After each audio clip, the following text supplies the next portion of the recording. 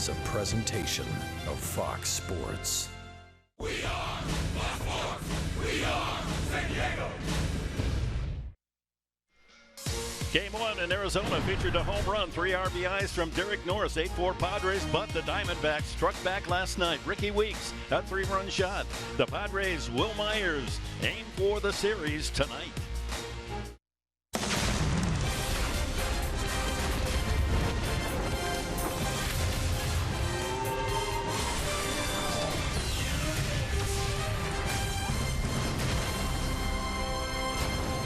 Arizona's heat warms the heart and the bat of Matt Kemp. A pair of RBI doubles added to his Arizona success in his great career. And talk about hot, the Diamondbacks, Gene Segura, 3 hits in each of the first 2 games of the series. 6 hits, 4 runs for Segura, the leadoff man. And we welcome you to Chase Field under the roof with 110 degrees outside with Mark Grant. Dick Enberg, you haven't been hot, have you? No, cool as a cucumber. Toasty.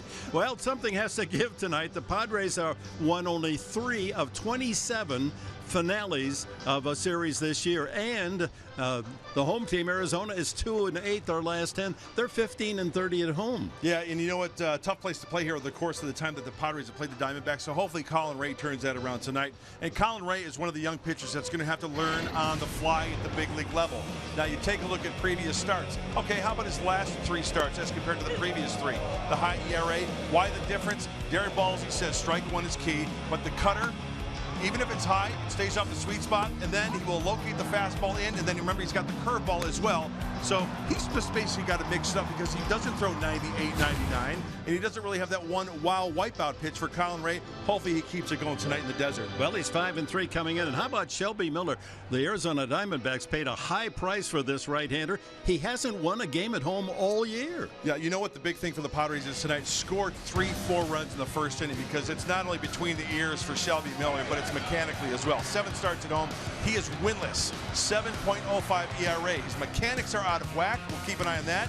He cannot repeat his delivery. The velocity is down. Everything out of his hand is flat, and hopefully the Padres flatten that baseball out of the hand of Shelby Miller tonight because he is not thinking well right now on that hill. Meanwhile, for the All-Star game, some unfinished business. Jake Lamb is in the final 5 in the voting to get that last player into the National League. How about Drew Pomeranz? He might have a chance. I think so. He keeps throwing the way he's done. He deserves to be on that All-Star roster. Well, Andy Green is going to be in uniform as a coach for the National League squad. He's campaigning for Pomeranz. We'll get more on that in a moment.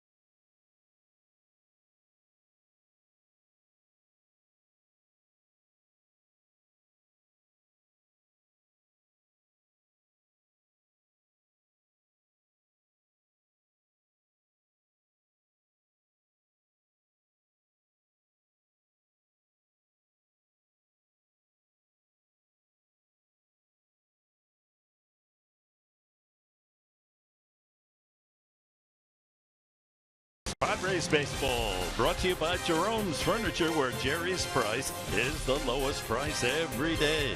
By Petco, your complete pet store. By Pinnacle on the Park, make your new home here. Visit pinnacleonthepark.com for details. And by your San Diego County Lexus dealers. Welcome back, everyone. Padres and Diamondbacks about to get underway. Well, in addition to Will Myers being named to the 2016 All-Star Game, Andy Green is also incredibly excited for the opportunity being named to Terry Collins' coaching staff, especially if it means he has the opportunity to get Drew Pomeranz a spot on the team as well. For me, it'll be a great experience to be a part of it at Petco, to be a part of it with our fans. It's going to be a lot of fun to be a part of. And whatever Terry needs me to do, I'll do. If he needs me to fight for Drew Pomeranz when some of these guys can't pitch, I'll do that as well, because I think he's deserving. Opportunity hasn't presented itself yet, but you never know. He could end up on there. Andy said that if the opportunity does present itself, he will definitely tap Terry Collins on the shoulder and let him know that Drew is ready and ready to go. When we come back, Padres and Diamondbacks for the finale, Game 3 of the 3-game set coming up.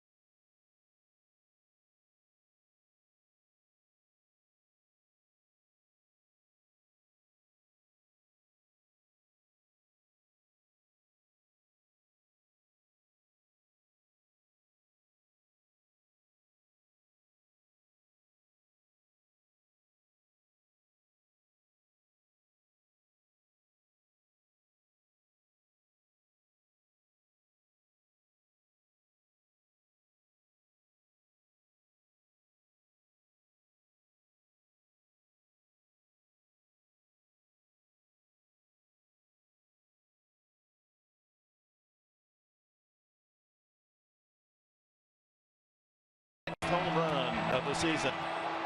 Derek Norris, he picked on a crippled pitch at 3-0, and it is gone. Strike 3 called. Big strikeout. 97-mile-an-hour heater. Myers' second line drive hit of the game. The little jelly legs a little bit right there. Big league knock for the All-Star. As we told you earlier, Weeks has had success against Friedrich. Arizona 7, Padres 5. That's the final. And so we've split the first 2 games. The Padres 8-4 and 7-5 to the D-backs last night. And the series finale, Arizona holds the edge on the year against the Padres. They're 5-3. Let's check the lineup. Andy Green, and we'll have them bat this way. Brought to you by Toyota. Travis Jankowski, then Will Myers. Myers 4 hits last night to celebrate his All-Star selection. Matt Kemp, Jan Solarte in the cleanup spot. Melvin Upton back in the lineup, had a day off last night. Derek Norris returns behind the plate. Ryan Schimpf, home run last night, the opposite direction for the second baseman. Alexei Ramirez bats 8th in front of Colin Ray. On the hill for the Arizona Diamondbacks, Shelby Miller. And this right-hander is really scuffling right now. Straight scuffle lately. His whip, that's walks, hits, combined innings pitched, almost 2 at 1.76. He's been allowing a ton of base runners. Get this, in 64 innings of work, 114 base runners. That's a lot out of the stretch. That's an ouch. He's 2-8 overall. His ERA's almost 7, and opposing batters hitting .311 against the 25-year-old. And we're set to go. Jankowski leading it off, and Miller delivers the first pitch of the game. Swung on and hit high in the air to center field. That ball's going a long ways. Born all the way back to the edge of the track and onto the track. A 400-foot out off the bat of Jankowski. That'll bring up Wil Myers, and the D-backs defense is brought to you by Renovation Realty. Drury infield last night, back in left field tonight with Bourne in center. Tomas the right fielder. Lamb and Ahmed on the left side. Segura at second. Goldschmidt the all-star first baseman.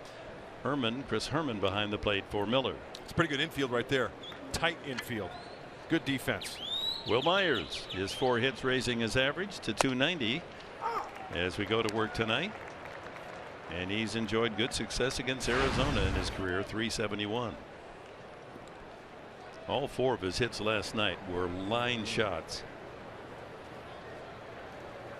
Up the middle and under the glove of the pitcher, out to the second baseman, and he's able to make the play. Segura over to Goldschmidt for the second out. Let's take a look at the keys to the game, brought to you by your San Diego Honda dealers. Well, the final game of the series, trying to win the series against Shelby Miller, knock him out early. We just went over his numbers, get into that bullpen, and also a key to the game, set the table for the middle of the order. Jankowski hit the ball well, 400-foot out, as Dick mentioned, and like to see during the course of the game get on for Kemp, Solarte, and Melvin Upton Jr. Kemp hitting .306 since the 1st of June, and has had particular success against Arizona in his career. He takes a pitch in there at 92 miles an hour. 16 homers, second to Myers, and 56 runs batted in, 2 less than Wil Myers, and he drives that one into left center, but it's a dying Quail, and it's going to fall for a base hit.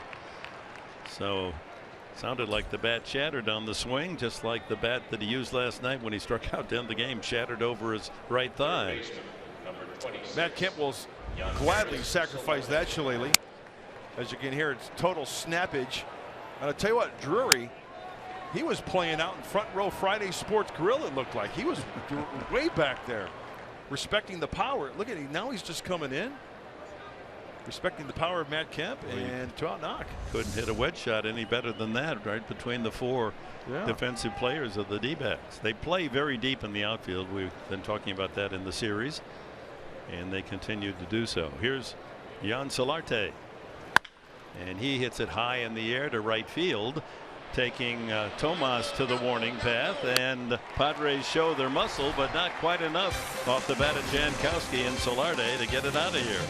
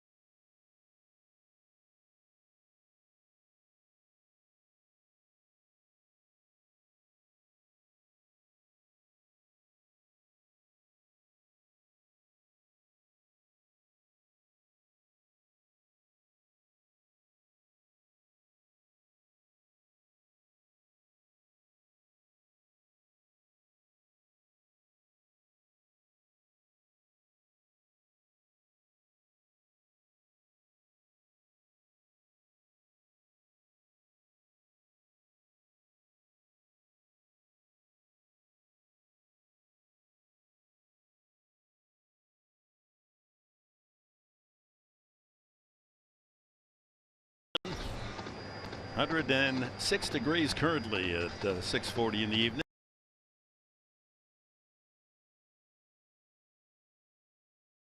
The Arizona Diamondbacks brought to you by Hyundai. Gene Segura wearing out the Padres. 6 hits in 2 games.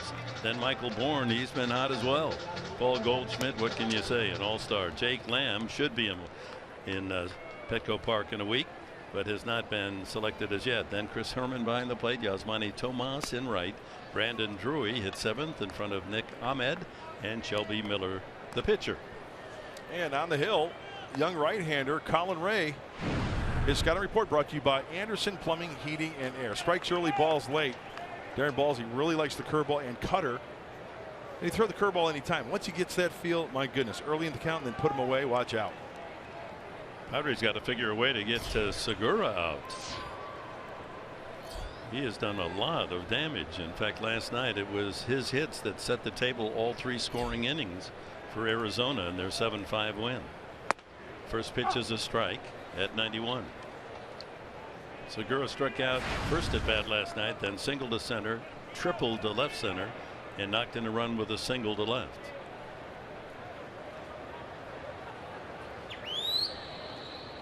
The D-backs leading hitter at 318.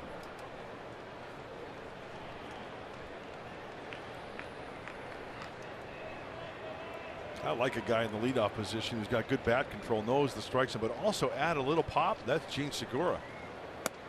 2-1. He's currently 7th in the National League with that 318 average. In this series, you take Segura and Bourne, add them up, and they're wearing out the Padres. 11 hits in 2 games, scoring 6 runs. Low 3-1.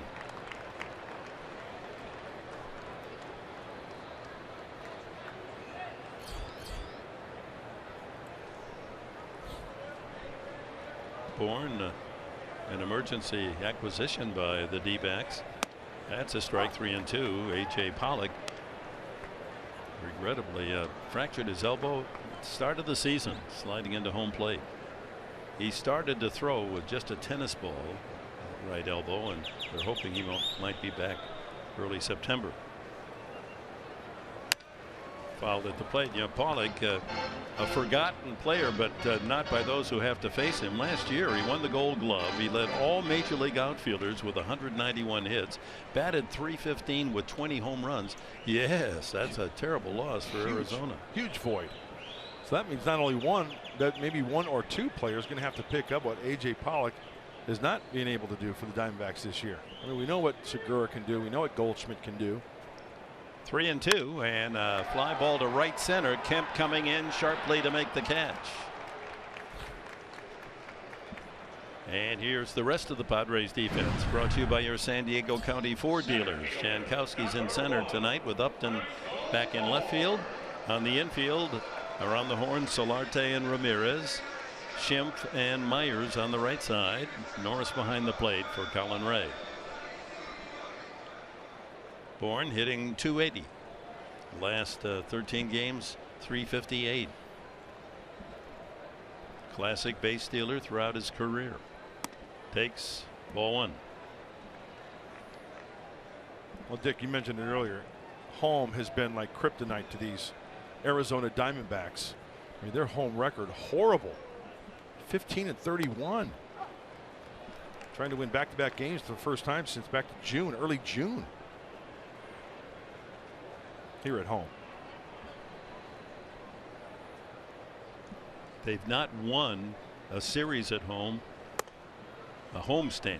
They've not come out of any homestand with a winning mark this year. It's hard to do. It really is. And they're 2-6 in the current stand, so that's another one. 2-1.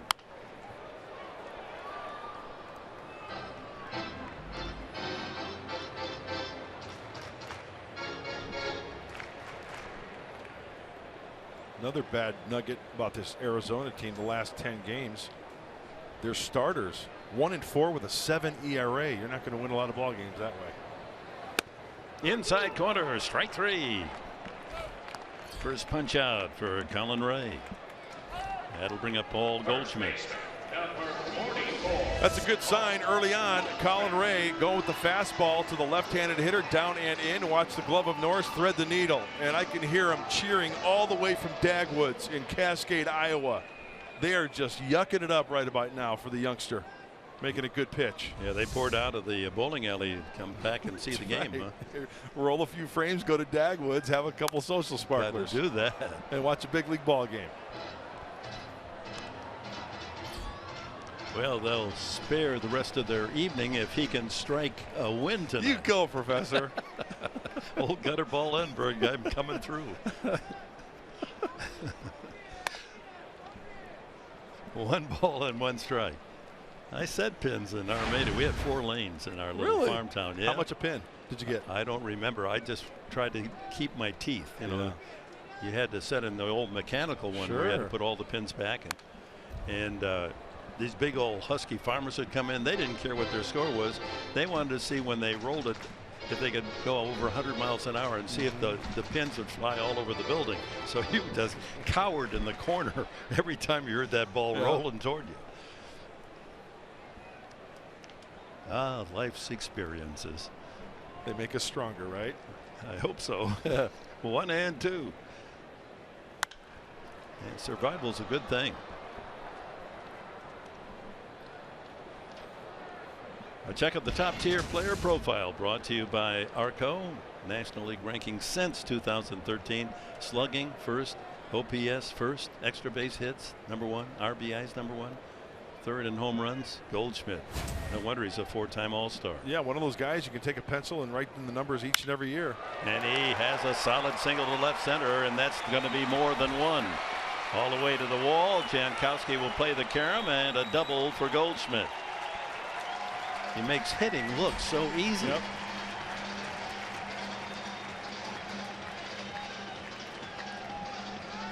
So the D-backs have the first base hit for them tonight, and Jake Lamb steps up.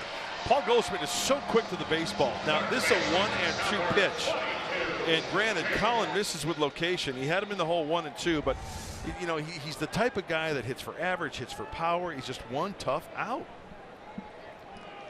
And Jake Lamb has had a coming out party. He's so effective this year, the Padres aren't going to let him hit. They're going to put him on. Lamb leading the club in home runs with 19 and 59 RBIs, and he's tied for the National League in triples with 7. He tripled as a pinch hitter last night. Hey, just smart baseball. A force at any base with 2 outs.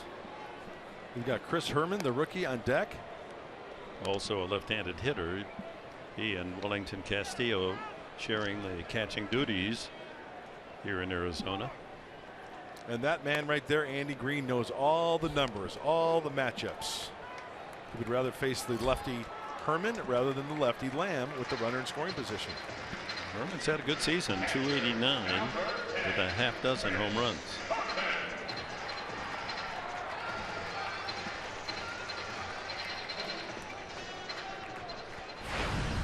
One thing early on for Colin Ray, he has trying to establish that fastball into both righties and lefties, and that's a big key. So 2 on with 2 outs here in the bottom of the first.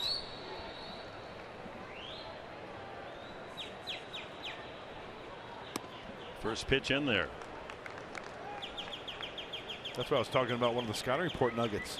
Curveball any time for a strike. We just saw it right there. 8 for 16 with runners in scoring position for Herman.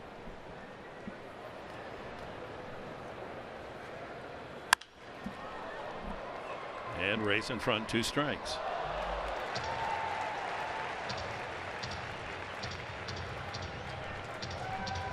Herman, another catcher produced by the University of Miami baseball program.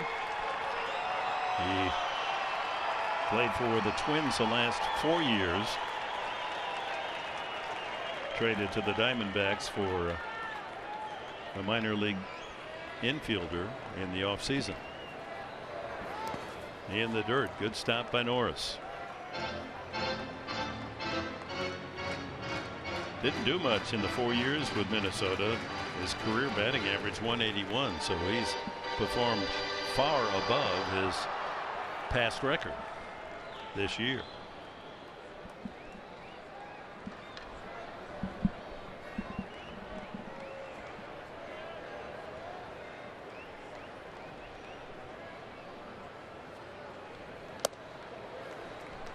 And not afraid to pitch inside. Colin Rea, probably the best of all the Padre pitchers. Pitch count getting up there. That was toss number 25 for Colin.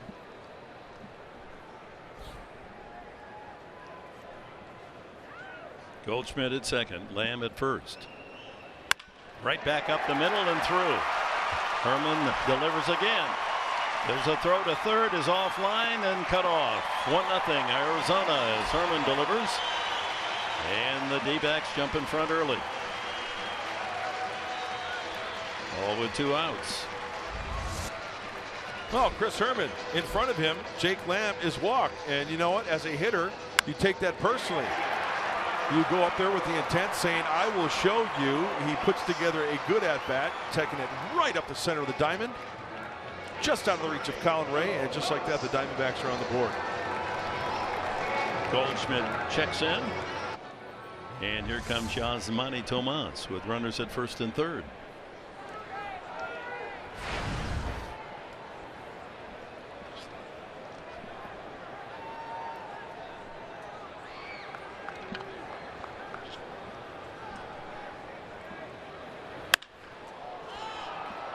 High fly ball, left field Upton. Boy, that didn't want to come down. A run on a couple of hits. 1-0 after 1.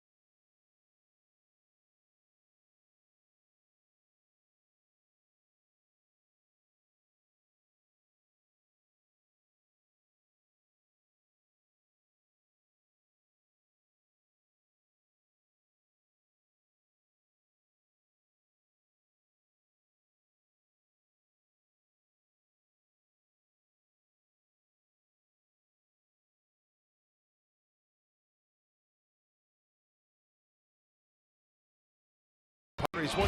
Hey, it's coming up, folks. David Ortiz, Bryce Harper, Mike Trout, and all of baseball superstars come together for the primetime event that will light up the summer. It's the MLB All-Star Game from San Diego, Tuesday at 4:30 p.m. Pacific, only on Fox. So 1-0 as we go to the top of the second inning. Padre fans, young and old, here to root for the Friars. Melvin Upton leads it off. Given the night off last evening. Enters the game at 262. 13 homers.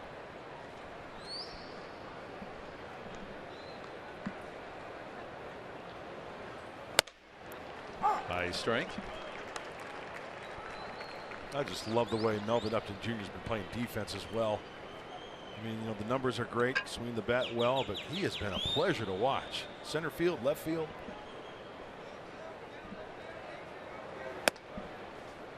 1-2.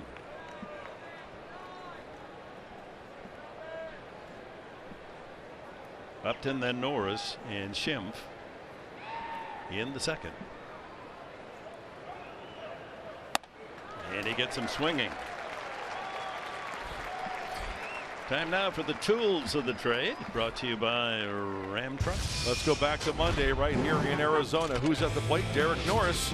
It was in the 6th inning. 3-0 count. Well, give him the green light. Here comes the fastball. Inside part of the plate. Derek Norris timed it perfectly. 2-run shot for Derek Norris. In that game, the Padres beat the Diamondbacks by a score of 8-4, and that's a darn good-looking Ram pickup. Norris also chipped in with an RBI double in that game, so scored 2, knocked in 3. 11 homers, 31 runs batted in after April and May so unkind to a lot of line drives that were caught.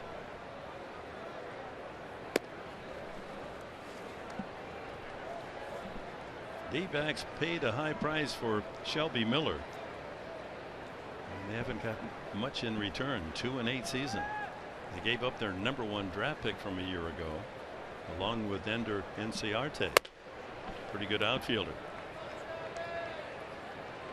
And Aaron Blair, right-handed pitcher. They got Gabe Spire, right-hander, and Miller from Atlanta. Yeah, giving up your #1 guy, Dansby Swanson, that's a big acquisition there by the Braves. We all know what the Braves are going through, trying to replenish their minor league system.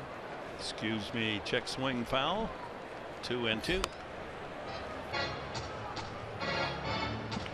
Yeah, Derek back after taking a follow-through swing on that left elbow. You see it's heavily padded.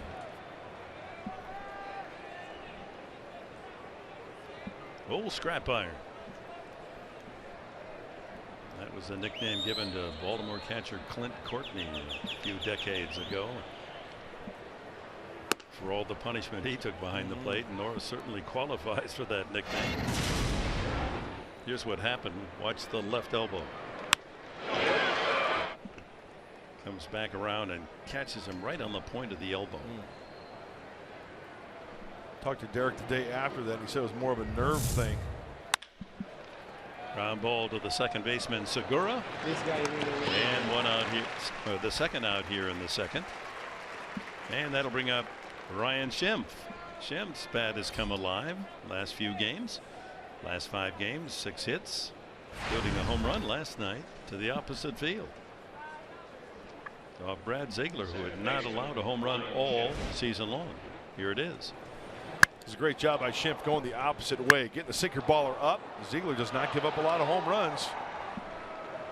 Great looking swing by Ryan. So his confidence building. He takes a strike.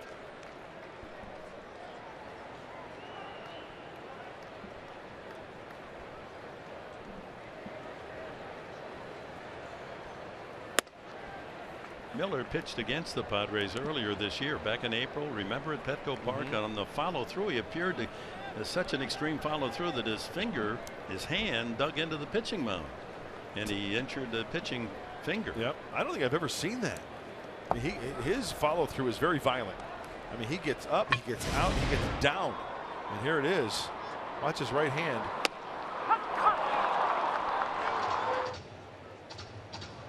See, in the follow through, he comes all the way down and hits the dirt. You can see him kick up dirt there, and yeah, at that force, you're going to mess up your index finger there. And that helped to mess up his season. 3-1 now to Ryan Schimpf. And you know what? When you're talking about a pitcher whose follow through is like that, I mean, how do you make an adjustment? To me, that's kind of like taking something away from the pitcher because it's going to take away some arm speed. Yes. Maybe that's a big adjustment mechanically.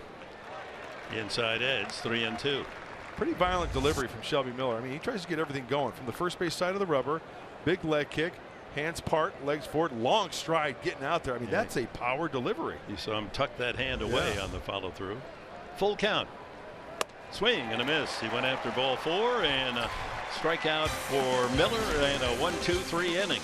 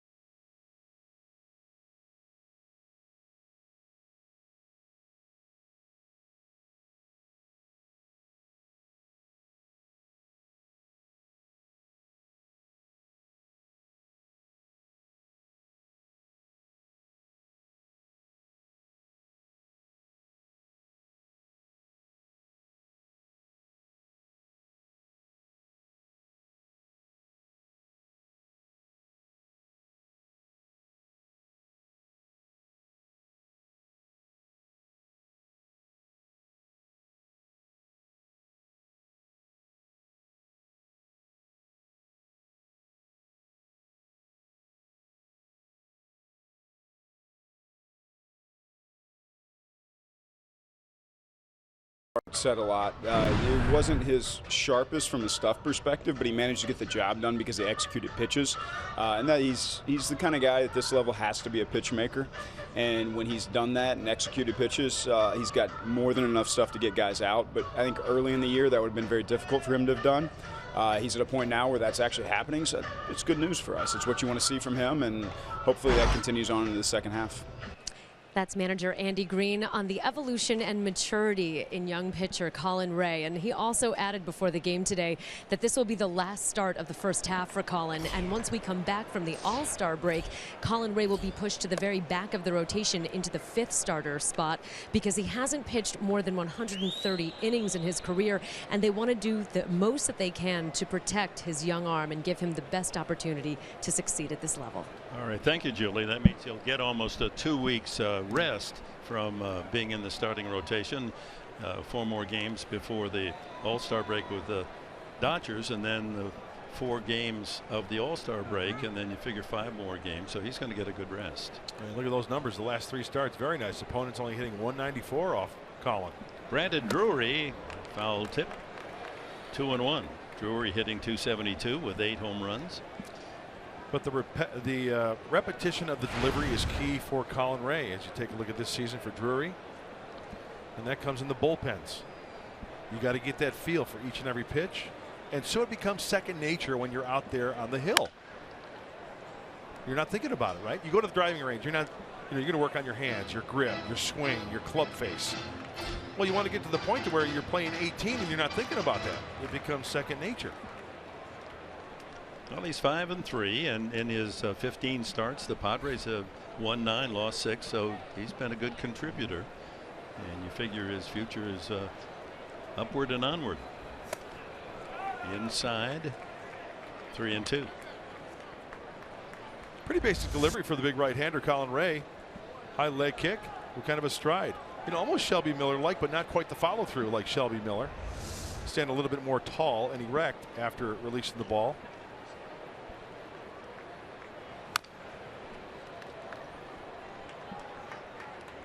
Very sound delivery from the Cascade Kid.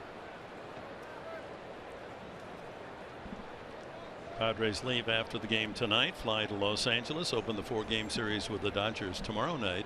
Dodgers lost in 14 innings today. Baltimore breaking a 4-4 tie to win 6-4.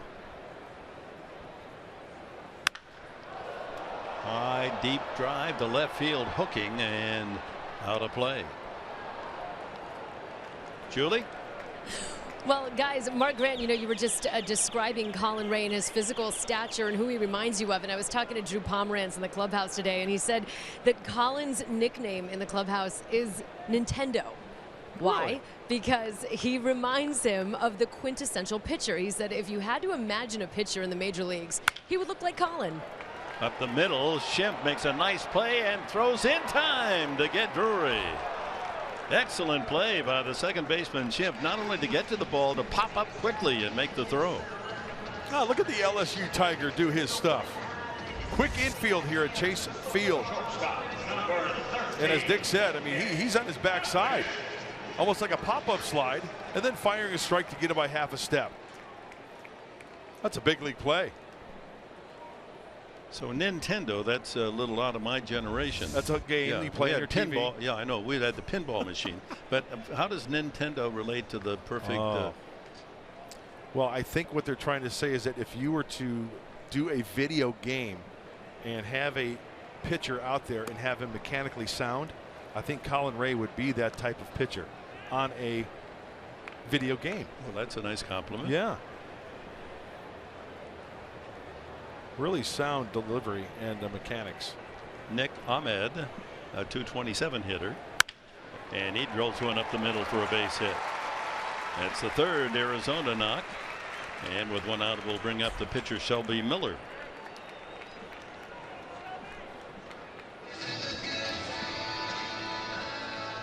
Miller checking his third base coach Matt Williams to see if he's up there to sacrifice. We talk about location, right? And it's, hey, a foot here, a foot there, an inch here, an inch there, but that one leaked over to the heart of the plate. And when you don't hit your spot here at the big league level, yeah, you'll give up singles. Miller 3 hits, 21 at bats.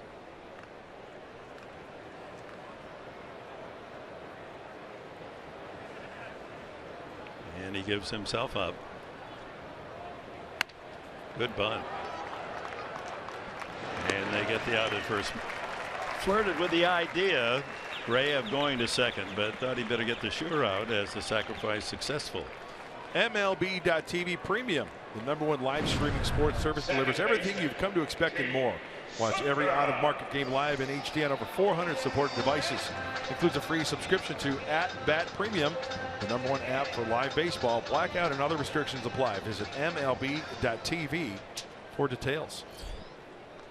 So Ahmed moved to second base on the sacrifice. 2 outs, and Segura, the hitter, fly to right his first time.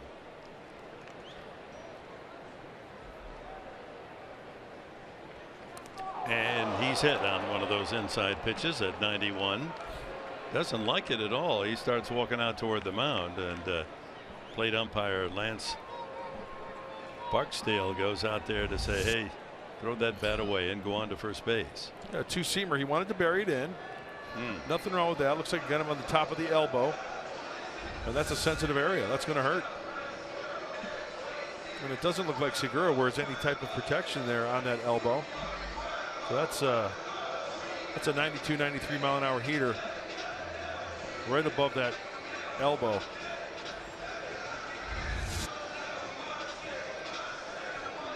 Ouch, man.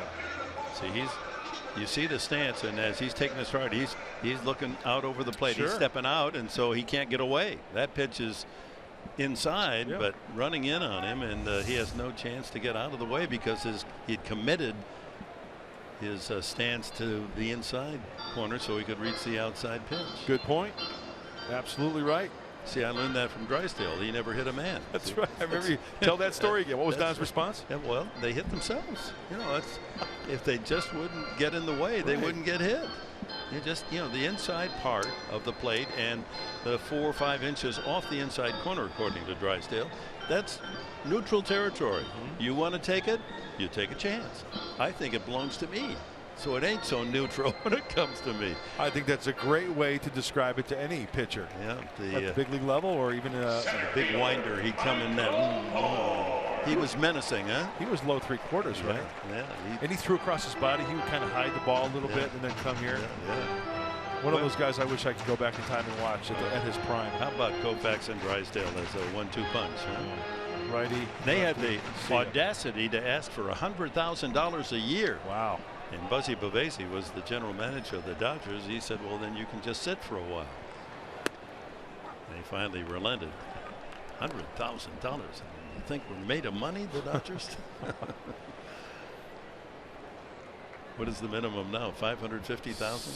I think just about 5'8", 508, 5'10. Okay. So still up there. 2 on, a check swing roller to Bourne, but that's an out right there at third. Force out at third. Thank you very much. It would have been a tougher play for Solarte, but Bourne leads Solarte to the bag for the final out.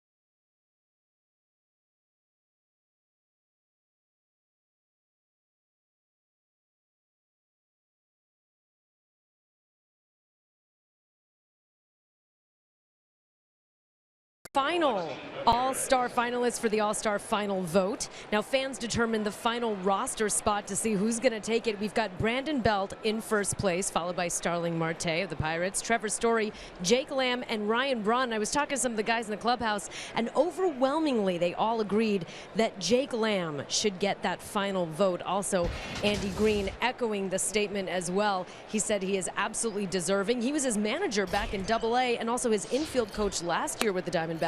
Said he would be really happy to see him there at the All-Star game, and he said he's always had an aptitude and an intelligence and a drive to get better. Well, he is deserving, but he's also tucked away here in the Southwest. He doesn't get the national publicity of some of the other players you saw on that list. The fans, and you fans can vote yourself until Friday afternoon. But right now he's in fourth place. Yeah, and I think if Andy Green and some of the guys in the Padre clubhouse put the okay on it, why not lobby for a guy like Jake Lamb? You bet. Well, Ramirez chases. The Padres going after pitches that are high and low, and 3 strikeouts now for Shelby Miller. Well, speaking of Jake Lamb, look what they brought to Chase Field today. Oh my goodness gracious. What's Mary to do? She had a little lamb, but that lamb is at Chase Field, giving some love to Jake Lamb. I see where they're going there. Yeah, it's kind of apparent, isn't it? Very cute. Up the middle, a ground ball, and it's the shortstop Ahmed throws wide, but Goldschmidt able to keep that left foot on the bag for the second out. At 6 in a row retired now by Shelby Miller. Top of the order, Jankowski. Professor, did you have sheep on the farm growing up? Not sheep, pigs and chickens. Yeah, we had our own eggs, had our own chicken, and we didn't eat the pork, but that was all part of my being foolish enough to go to the fair and grease pig contest, and I got a little piglet. I thought that was a great victory, but didn't work out so well. Hey, 9 for 9 for first pitch strikes for Miller. Make it 10 for 10. Jankowski picked on the first pitch and sent it deep to center, a 400-foot out.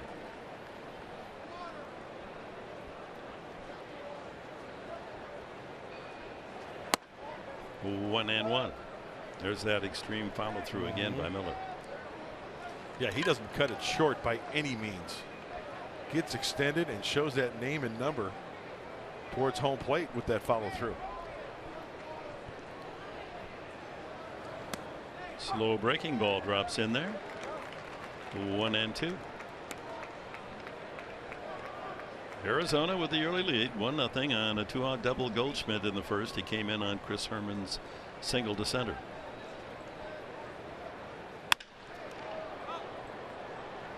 Foul pass third.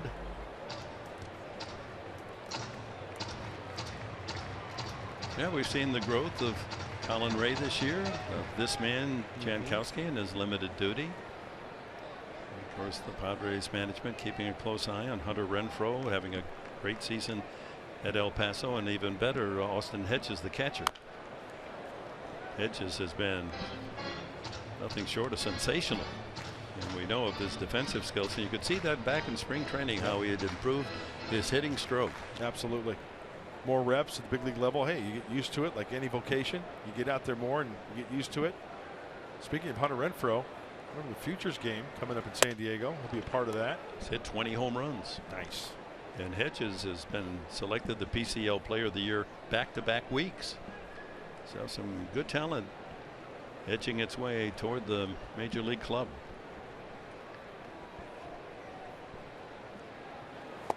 Low, that runs the count full.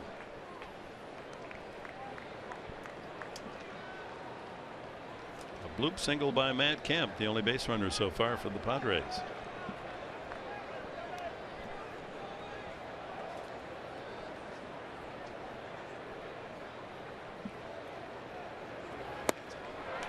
The Padres are swinging at ball 4. There's another pitch well out of the strike zone. Curveball gets Jankowski.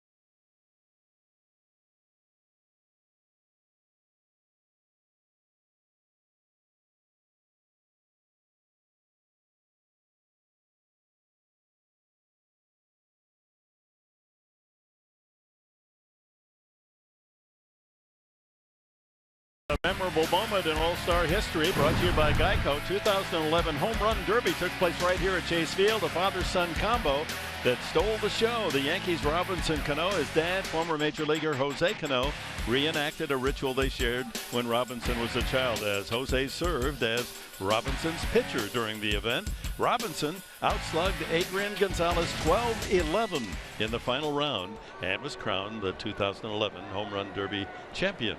Pretty nice trophy, huh? Absolutely. It's always fun. Of course, the Home Run Derby coming up in San Diego should be a ton of fun. They should be announcing the participants pretty soon. Here's Goldschmidt. He might be one of them. He doubled to left center field, scored the Arizona run in the first. Fouled into the glove of Norris. 3 hits for the D-backs so far. The Padres with just 1.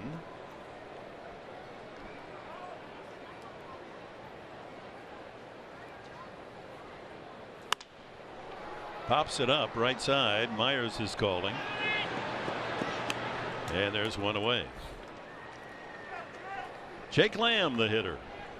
Well, you can see the field here at Chase Field. There are a lot of patches, a lot of resodding.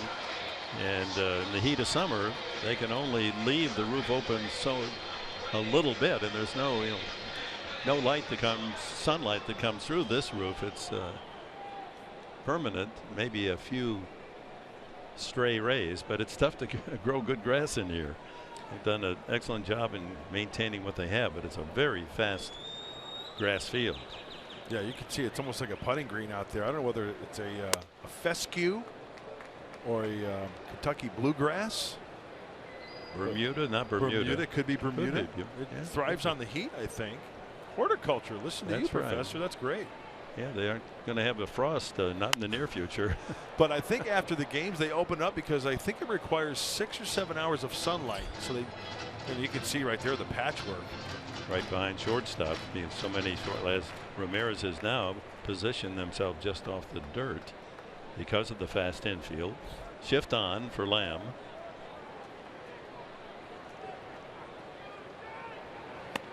Two and one.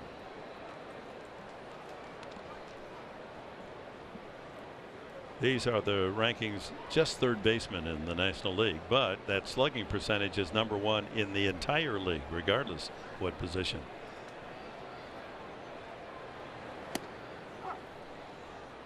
See Colin Ray trying to work in and out, up to Jake Lamb. Pretty good numbers. A lot of fans, of course, here lobbying, as we just mentioned, for him to make the All-Star team. Drafted 4 years ago, and he lasted until the 6th round. So that's a real keeper, a gem picked late, relatively. That looked pretty good. Yeah, he got squeezed. You know, so much into scouting because we see guys that are productive at the big league level after 6, 7, 8 years. Well, you know, the maturity process, right? The maturation process of a player comes into play. You don't know how this kid's going to look in 4 or 5 years. Ground ball through the hole, but that's Schimpf in shallow right, and he throws him out. So the shift takes a hit away from Lamb. Shift to Schimpf. I love it when a guy hits a ball solidly on the ground and right into the Schimpf. The shift right into the Schimpf. Yeah, positioned perfectly. That brings up Chris Herman with 2 outs, his single back through the middle, knocked in the Arizona run in the first inning. Over but low. Well, it's a day in history for baseball. This was the day, 1933, the very first All-Star game was played. High drive, right center. That's going to go to the 413 sign. Herman on his way to second, and he's going to keep right on a peddling. He has himself a triple. Standing. So an RBI single and a triple for the backup catcher, Chris Herman.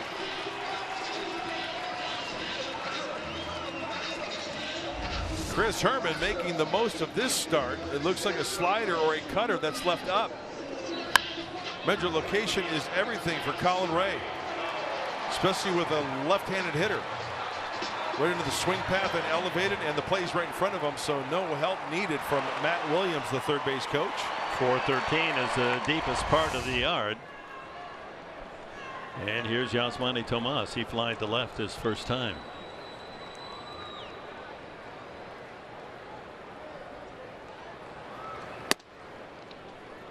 Just a bit inside. Yeah, that first All-Star game, 1933, played at Comiskey Park in Chicago. The American League won 4-2, and wouldn't you know it, Babe Ruth hit a 2-run homer to win it for the American League. Isn't that only fitting? That great? Yeah. The first one. In the dirt. Good block by Norris. Now that's a game I wish I could jump in the time machine and go back and watch. Connie Mack managing against John McGraw, two Hall of Fame managers of yesteryear. Yeah, we hope we have a classic. It is that indeed, All-Star Classic, but a great game next Tuesday night. 2-0 to Tomas. That one flared down the right field side. So the Padres tomorrow night will be on the air 6:30 for Padres Live, the pregame show here on Fox Sports. Drew Pomeranz 7-7 against Hyunjin Ryu, making his debut. The Dodger left-hander has been on the shelf the first half of the season.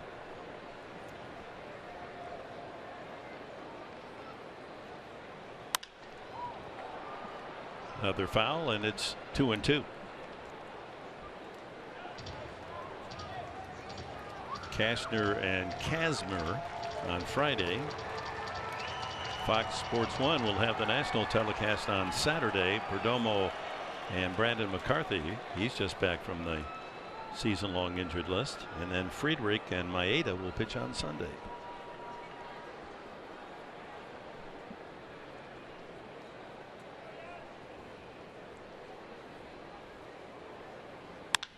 Ripped into left field, and it's 2-0 Arizona. Tomas delivers his 32nd RBI. Herman walks in. Yeah, the D-backs are doing all their damage with 2 outs.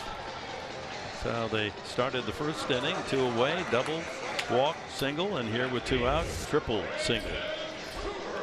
Well, he tried to go in on him, and Tomas does a nice job of getting those hands in and punching that ball through. Fought that one off, and once again, Colin Ray not afraid to try to throw the ball in, just didn't get it in enough. Brandon Drury, good play made by second baseman Schimpf to take a hit away as he skidded behind the bag at second and then threw him out. Now these Diamondbacks, they can score some runs now. They in fact are #1 in the National League. If a ball's in play, then they count the hits. Arizona is best in the league. They're hitting .327 when they put a ball in play. In the majors, only Boston has a better record.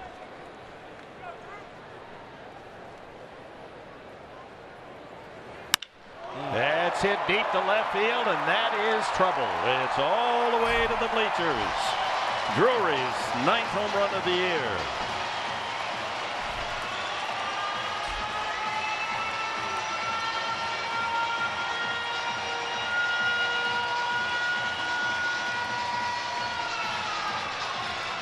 No doubter off the bat of Brandon Drury, and now it's 4-0 Arizona. Well, an 0-1 pitch, that's a hanging curveball on contact. Look at that. If you drew a straight line right at the belt buckle, speeds up the bat, got to get that down. Colin Ray knows that. Well, the bottom of the order doing some damage here tonight. 425 feet, the guesstimate on the distance. So bases empty for Nick Ahmed. He singled his first time.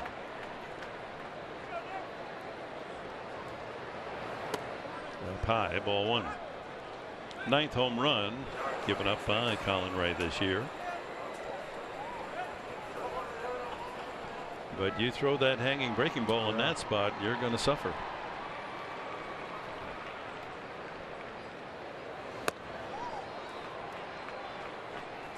Two and 0.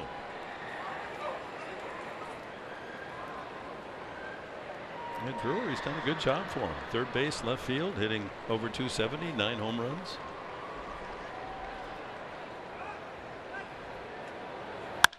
That ball hit well to right. Kemp going back, and makes the play. But after 2 outs, a triple Herman, an RBI single Tomas, and Brandon Drury picks on a hanger and sends it downtown.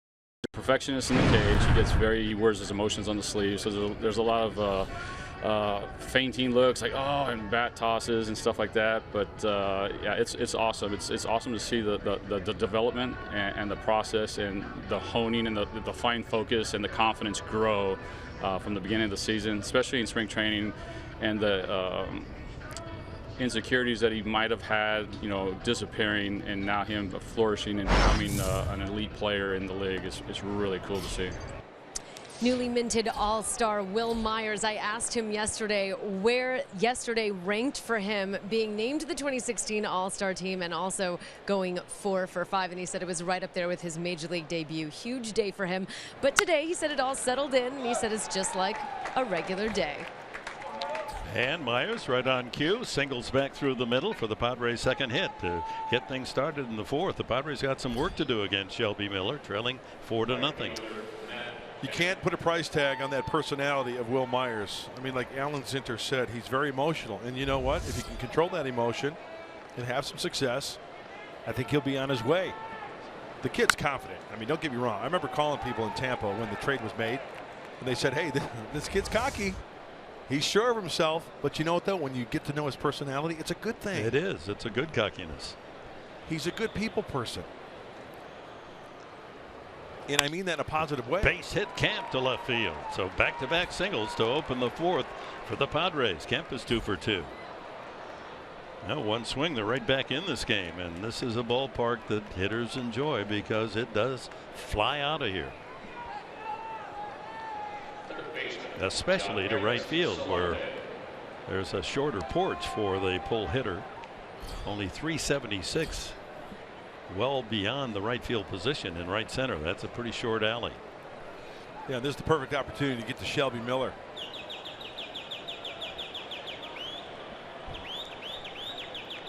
Sound of a bird, but it's just a fan doing a bird call. But you can pick up whispers from the right field corner in this mausoleum. Solarte flirted with a home run the first time up, sent right fielder Tomas to the warning path to make a catch. Runner goes, throw to third, and it was wide, and Myers pilfers third base. That was pretty risky. You don't want to make the first out over there, and a good throw might have gotten him. Kemp was not running on the play. That's 14 steals now for Myers. And it looks like Shelby Miller, from that angle, it didn't even look, or maybe one looked them, and a nice one-hop pick by Jake Lamb, and Herman is not happy. Yeah, he knew that he had a chance to get him with a good throw. And Lamb saved the day. That ball could still be rolling around the left field corner. So 1st and 3rd with no one out. Padres trying to get on the board here in the 4th. Base hit center field. Myers walks in. Kemp keeps right on going. Here's the throw to 3rd. He is in there. Good throw by Bourne in center field, but they're playing deep, and that extra few steps deeper means the ball takes longer time to get to 3rd. So Solarte delivers, and it's 4-1. 3 consecutive singles for the Padres. Swinging early, a fastball down and in, and Solarte likes that pitch. Now Matt Kemp, as he's approaching second base, kind of stutter steps a little bit. I don't know whether he's trying to deke the outfielder. Bourne is concentrating on trying to get to that ground ball, and slides in safely. Still nobody out. So 1st and 3rd, and that brings the pitching coach Butcher out to the mound for the D-backs. Well, the Padres have been retired the last 7 in a row, but Myers broke that string with a single. Kemp a base hit. Myers steals 3rd, 1st and 3rd. Solarte whips one up the middle for his 28th RBI of the season. And the table set for Melvin Upton, 1st and 3rd.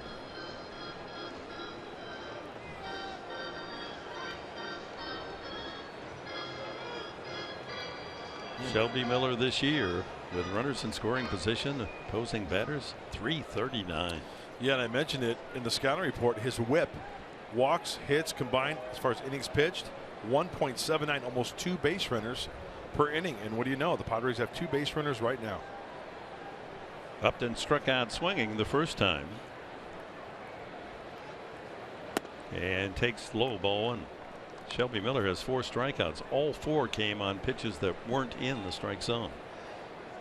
Padres being a little more patient now. 284, solid with runners in scoring position this year. Infield back. And that ball is whipped to deep right center field. That's way back there and off the base of the wall. Running all the way. Kemp scores. Solarte stops at 3rd. It's 4-2. 4 straight hits for the Padres. Upton flirting with a possible home run. That was pretty close. Hit right at the base of the wall. His 40th run batted in this year.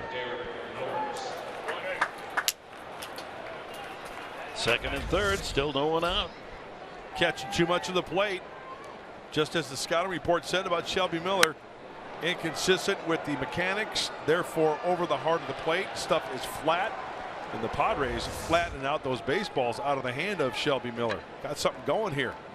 4-2 as Kemp scores. Solarte held at 3rd. Upton at 2nd for Derek Norris, who bounced to 2nd his first time. Infield back except for Goldschmidt at first base. You don't want to hit it to him. He would have a play at the plate. Anything else on the infield should score Solarte. Upton behind him.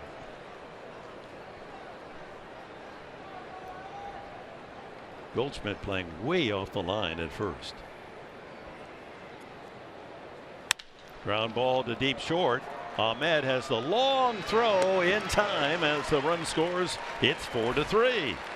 Credit Norris with his 32nd RBI. Solarte scores. Upton had to hold at 2nd. Well, that's a nice comeback for the Padres. They've answered the 3 runs in the bottom of the 3rd with 3 of their own here in the top of the 4th. Padres being very aggressive against Shelby Miller. Runner in scoring position and still only 1 out for Ryan Schimpf. Schimpf struck out swinging. It was a 3-2 pitch that was up around his chin. Couldn't lay off.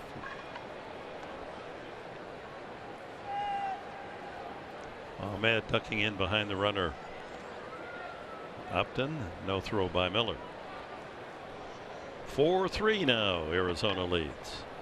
Single, single, single, double for the Padres. Ground out gets the 3rd run in.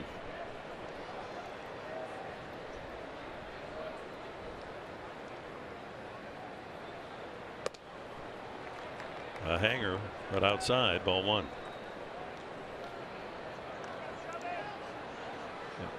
Average through the lineup. Second time through 356. And so it is. This is actually from the top of the order, the second time through for all the men with base hits. Yeah. 2-0. 4 for 6 up to this point for the Padres second time around. It's a pretty good average. Don't stop now. Herman out to try to give some positive encouragement to his pitcher. He was the first round pick of the Cardinals back in 2009, the 19th selected overall. St. Louis traded him to Atlanta in the deal that brought Jason Hayward over to the Cardinals. And then last December, here to Arizona.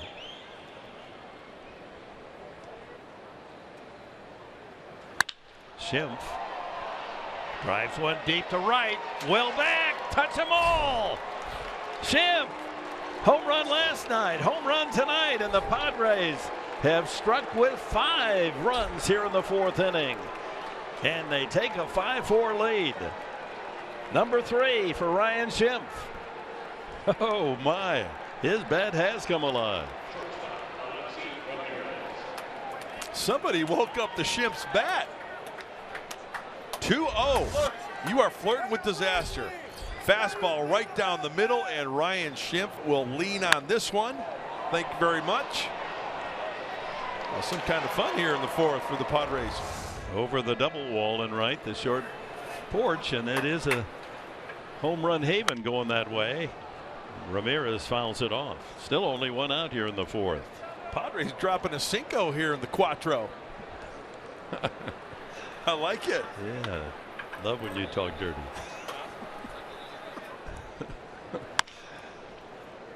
Tough hop for Lamb. He makes a good backhand play and retires Ramirez. That ball almost played him. Hey, that almost carried him off the glove there. That could have spelled trouble, but Jake Lamb making a nice adjustment to complete that play.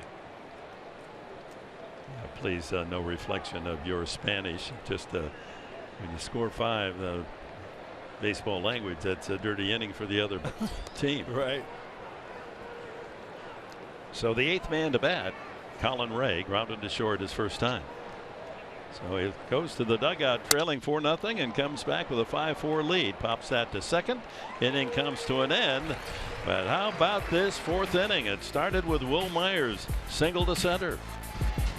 And Matt Kemp followed with a single. Solarde drove in a run with a single. Upton another with an RBI double. Norris makes it 4-3 with a ground out, and then Schimpf with a 2-run homer and a 5-4 Padre lead.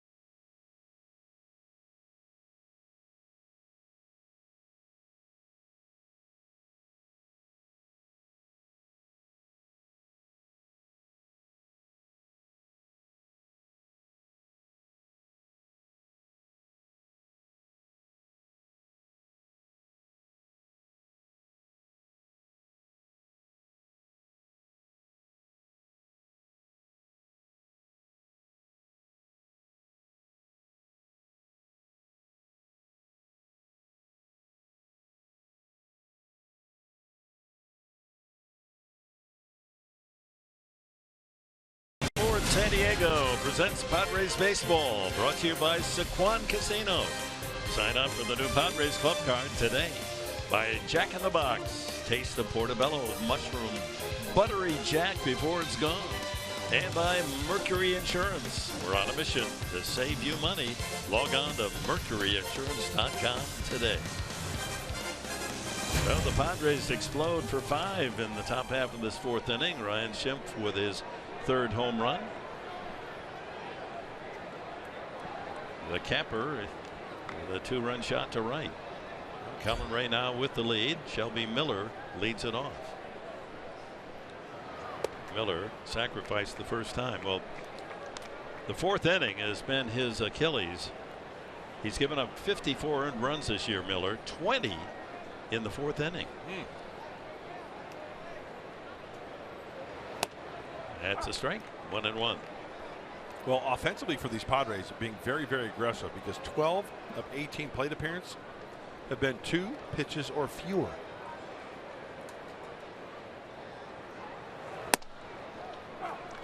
One and 2. Well, Ryan Schimpf showing the power that delivered 15 home runs down at El Paso. Only 5'8". You wonder, where's that power coming from? He's very strong arms, good timing. 3 home runs already as a big leaguer. Yeah, the bat speed, the mechanics, generating that power to the head of the bat and through the baseball. Nicely done. 2 and 2. Just a little high. You don't want to lose him here. Your teammates have given you the lead with a 5-run top half of the inning. And you don't want to walk the leadoff man, especially the pitcher. Gets it.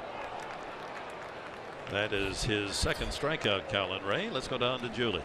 Well, guys, I was talking to Ryan Schimpf before the game today, and he said he was really excited to come here to Arizona and hit here. It's one of these ballparks that all the other major leagues talk about hitting in, and he was really excited to come here. He said he's also been putting in a lot of work with Alan Zinter, hitting coach, in the cage, talking about his approach, refining his approach, looking for that good pitch to hit. He said, you know, we're facing good pitchers, especially with Ziegler. He can be very deceptive, but just to bear down and get a good pitch up in the zone to hit. So he's definitely been putting in the work, and we're seeing it paying off.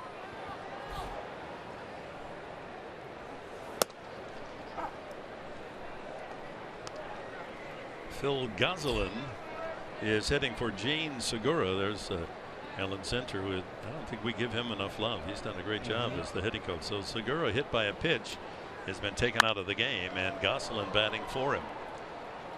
So we regret that news and hope that it's just a mean bruise from being hit on the elbow. And if we get a report, we'll share it with you.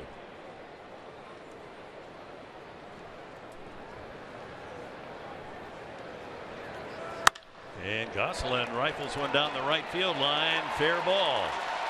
Kemp digging it out of the corner. And Gosselin cruises into second base with the 1-out double. Well, he jumps off the bench and delivers a 2-base hit. Well, coming off the bench, I'm sure he took some hacks in the little cage they got there behind the dugout of the Diamondbacks to get loose, to get that blood pumping, but using the whole field as well. Trying not to pull that ball in scoring position with that double. So the tying run at second base with 1 out for Michael Bourne. He is struck out and grounded to third. Strike on the inside corner. The Arizona Diamondbacks now with 7 hits in the game. And 4 of them for extra bases, doubles by Goldschmidt and Gosselin, triple for Herman, and a home run Drury. Tied him up. 0-2. Goldschmidt on deck. Good job clutch hitting for Bourne since he joined the D-backs. Gosselin carrying the tying run. 5-4 Padres.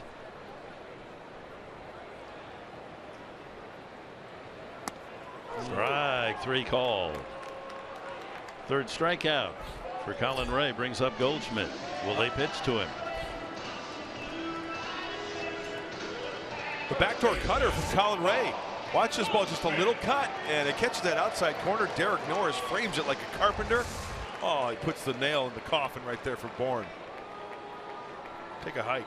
Goldschmidt a double and scored, popped up the last time. Apparently they're going to pitch to him with first base open.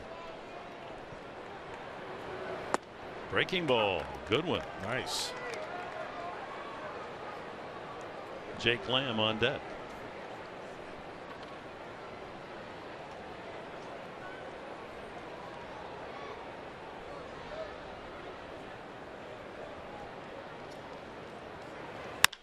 Pulled to third, fair ball, long throw. What an arm! Salarte hangs a rope from deep at third and denies Goldschmidt. A double, but no score here in the bottom of the fourth, and the Padres maintain their 5-4 lead. Look at this arm by Jan Hirvis. Hang the close on that rope.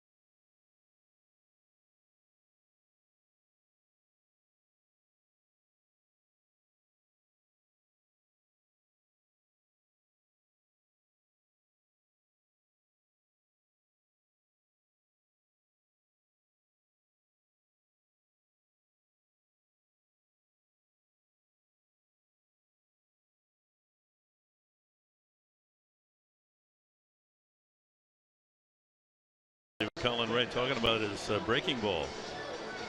Talking about the breaking ball staying up on top and coming through. Ended up towards your left back pocket. Heading towards your target. Could be said in so many ways, but the visual is there. Top of the order here in the fifth, and Travis Jankowski with Myers and Kemp to follow. He has fly deep to center and struck out. Gosselin stays in the game at second base. Very high on a 91-mile-an-hour fastball, and awkward follow through by Miller.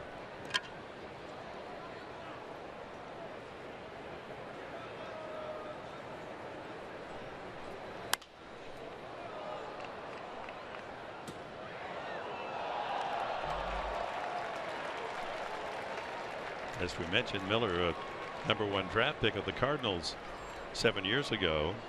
In high school, he threw 4 no-hitters, 3 in a row at Brownswood, Texas. Pretty good, huh? Check swing on the bunt. He pulls back. You know, I don't care what level you're at, Little League, Colt League, Pony League, high school. You throw 3 no-hitters in a row, you're doing something special. Wow. So that caught the attention of all the major league scouts, and the Cardinals selected him first round. Ball 4, leadoff man on with a walk. See if the Padres can add to that 5-4 lead. It's exactly what the Padres need to do after that 5 in the fourth. Top of the fifth here, add on even more. Get him in the stretch. A nice job by Jankowski drawing that walk. Jankowski with a dozen steals this year. And here's Myers. He lit the fuse in that 5-run go-round fourth inning with a single up the middle leading off.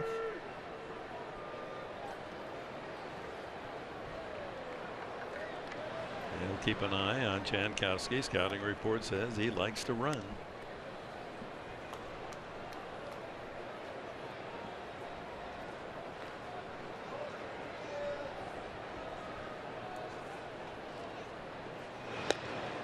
A little better move there. Close call. very quick with the feet. Travis successful 80% of the time.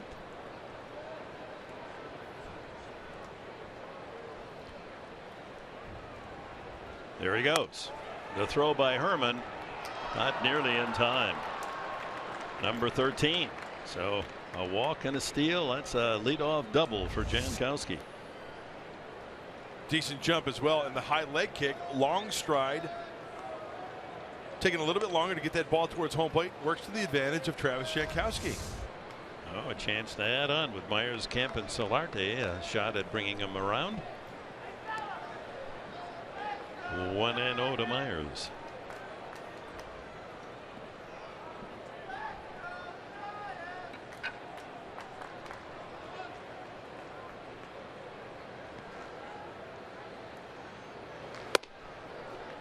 Little chin music. 2-0.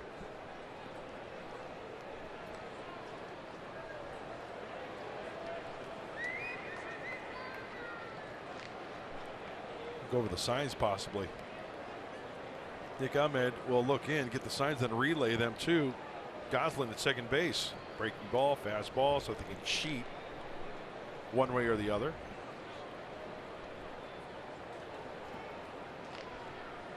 Knowing it's a breaking ball off speed, the hitter tends to pull that ball, so you cheat to the pull side.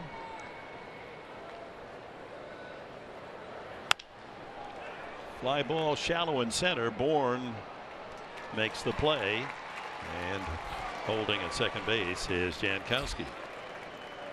1 out.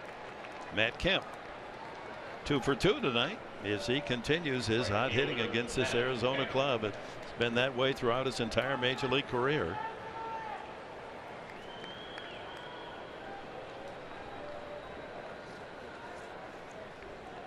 Five for 11 in the series.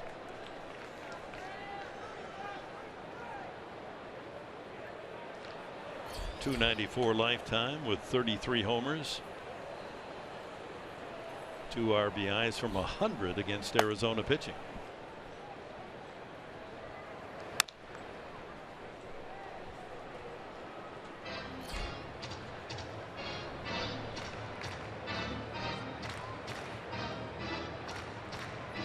Randall Delgado worked in game 1 of the series, getting loose in the bullpen for Arizona.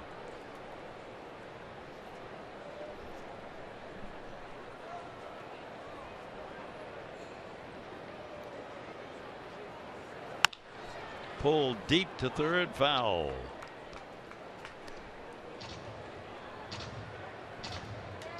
Here's what we're talking about for Matt Kemp. Most home runs against the Diamondbacks, 33. Bonds, Helton, Gonzalez, no surprises on that list, and Matt Kemp is 4th all time. Yeah, all in the NL West. They get more opportunity. Yeah. At the same time, you still got to knock it out of the park.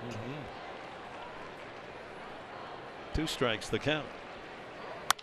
Goes the other way, foul. Not a bad thought.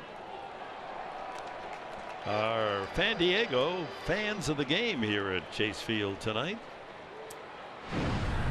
getting in the All-Star mood with the colors of the Padres. That'll be on display. Hey, maybe he's voting on his phone for the final spot. You never know. Again, if you weren't with us, there's still an outside chance, slim it may be, that Drew Pomeranz can make the pitching staff and replace Clayton Kershaw. His injury prevents him from performing, and Andy Green will campaign. Terry Collins, the manager of the Mets, campaign to get him a Padre in the game. I thought that might have been a balk from Miller. He didn't even like turn towards second base. Parted his hands and kind of just didn't step towards second. I mean, there's a fine line there, but it just looked awkward to me. In the dirt, no chance for Jankowski. Good block, Herman.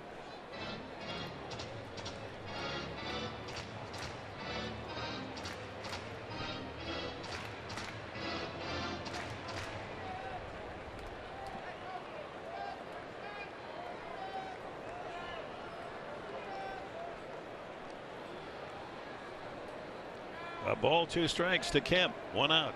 Jankowski, bottom of your picture, leading from second. There he goes. And a foul ball. He had third base in his pocket. Returns back to second on the foul ball. Yeah, timing is everything. It's just not when Jankowski's on second base or first base. It's when you're on the bench and somebody else is out there on second base. One look, bang, he is gone.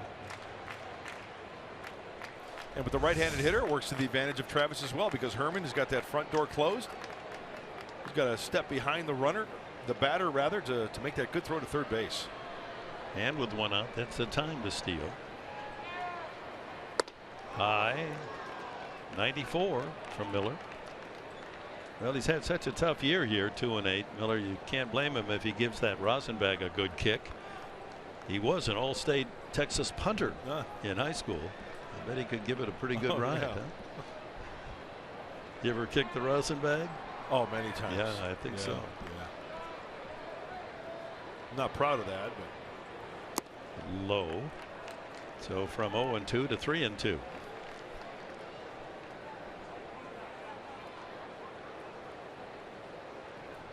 well, not swinging at those breaking balls out of the zone. We saw so many times early on, the sliders down and away, the breaking balls down and away, swing and miss, but good discipline by Matt Kemp, working the count full.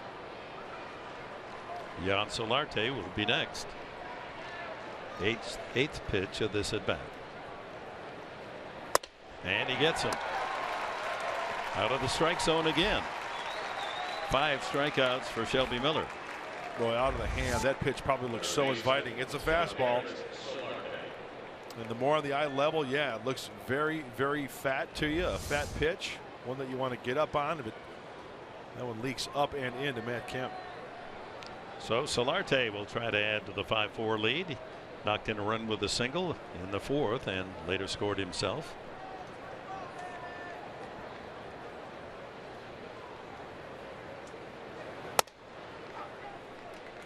Top of the strike zone, 0-1.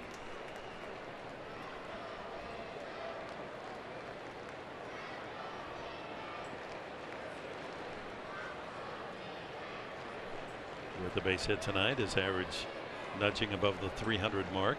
Jan, top average for the Padres.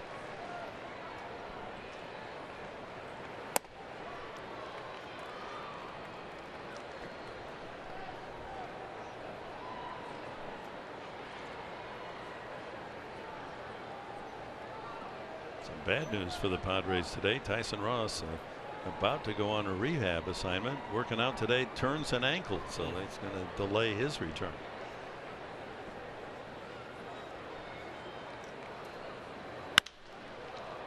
Flared to left, long into the corner, and a long run, and that ball is off the wall. Jankowski scores. Solarte a double to the opposite field. It's 6-4. Boy, that ball just kept carrying. Looked like just a normal fly ball, but curling toward the foul pole in the shortest distance there in left field.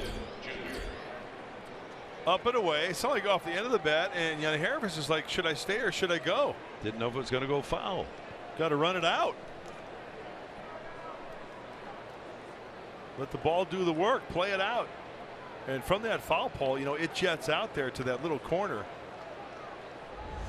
Well, could have been caught by Drury. He didn't play it exactly major league fashion. Didn't get to the ball. Ground ball past the mound. And Gosselin throws out Upton, but the Padres get an added run. Middle of this one, 4.5 in the books, 6-4, San Diego.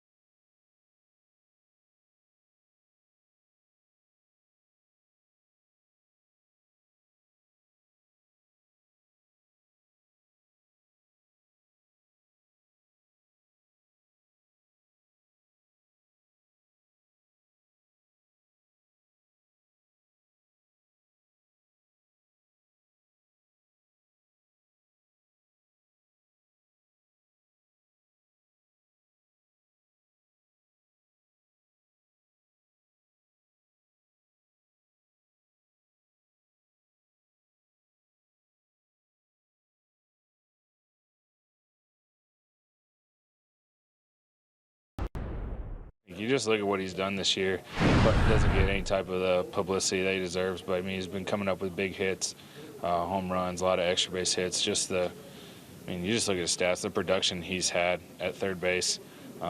This first half is up there with any of the other third basemen, really anyone in the league. So he's been doing it quietly, and we kind of see it on a daily basis. And you kind of look up at the scoreboard and see, what his production has been, and it's extremely impressive. And All-star first baseman Paul Goldschmidt with admiration for his teammate Jake Lamb, who leads off this bottom of the 5th inning.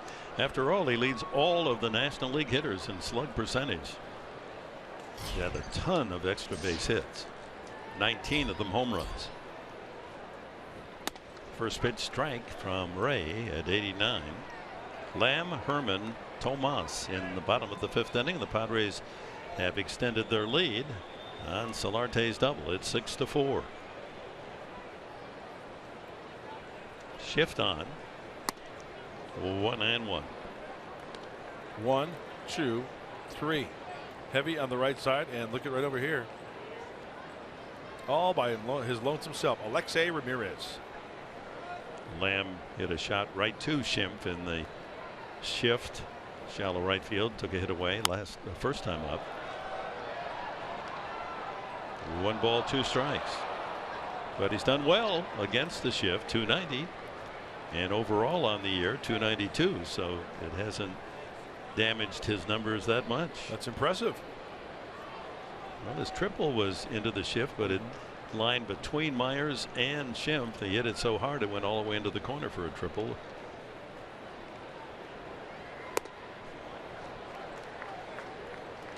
Evens the count at 2-2.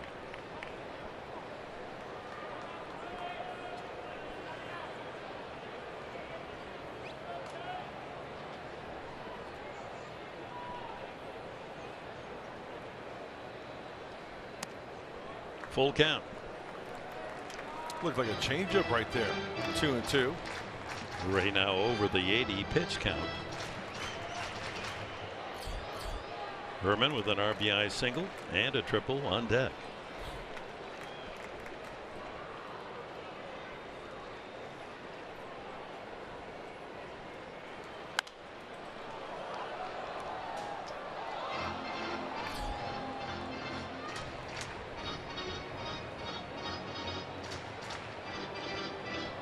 Young looking 25-year-old, isn't he? Oh my goodness.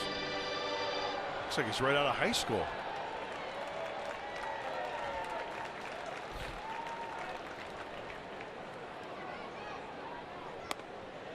Inside, leadoff walk. Well, that's a significant walk because the Padres, the first 2 games of this series, did not walk a single batter. They've never gone 3 games in a row without a walk, and here we get to the 5th inning before Ray gives up his first free ticket, and that brings up Herman.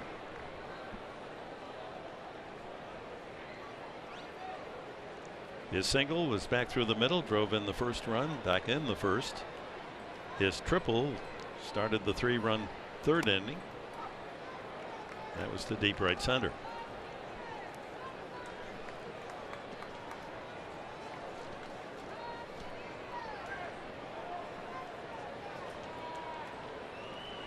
Well, this Arizona Diamondback team, they like to run. They're trailing by 2. See if they do anything here. Short lead at first.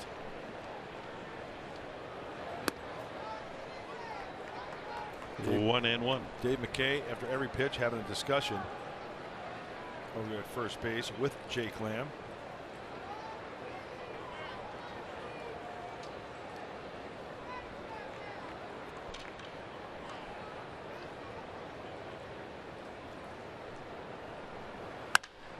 High foul fly back to the left. As always, it's fun to check on the Cholula flamethrower. Well, Colin Ray's got to rely on location. If he's got velocity added to it, it's just a bonus. But 93 for the Cascade kid. Very nice. Hot sauce. Yeah, just right for that. How you doing? Soup, you know. Yeah.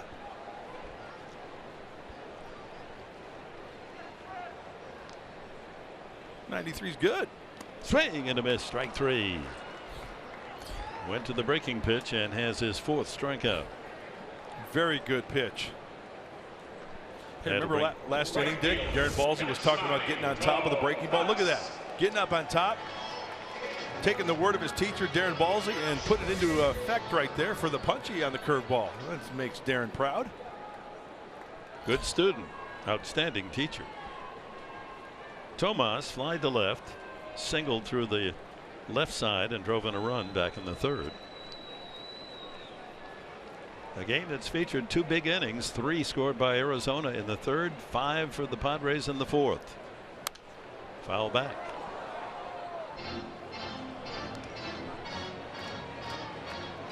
Tomas has had a productive year.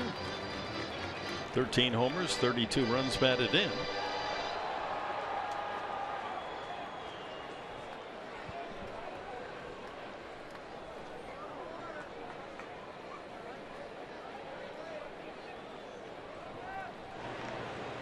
Last year when we first saw Tomas, paid a big price for him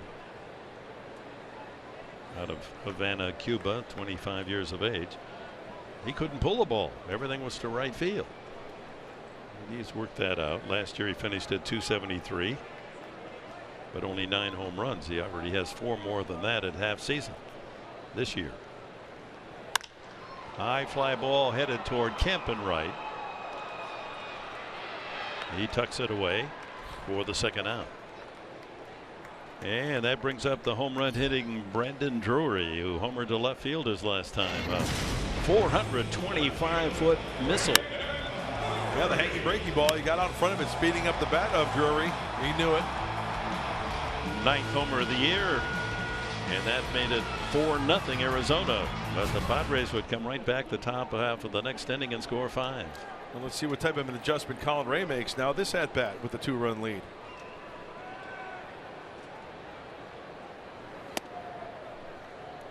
A little low, ball 1. Ooh. Pitch location of that second at bat, the home run, number 2.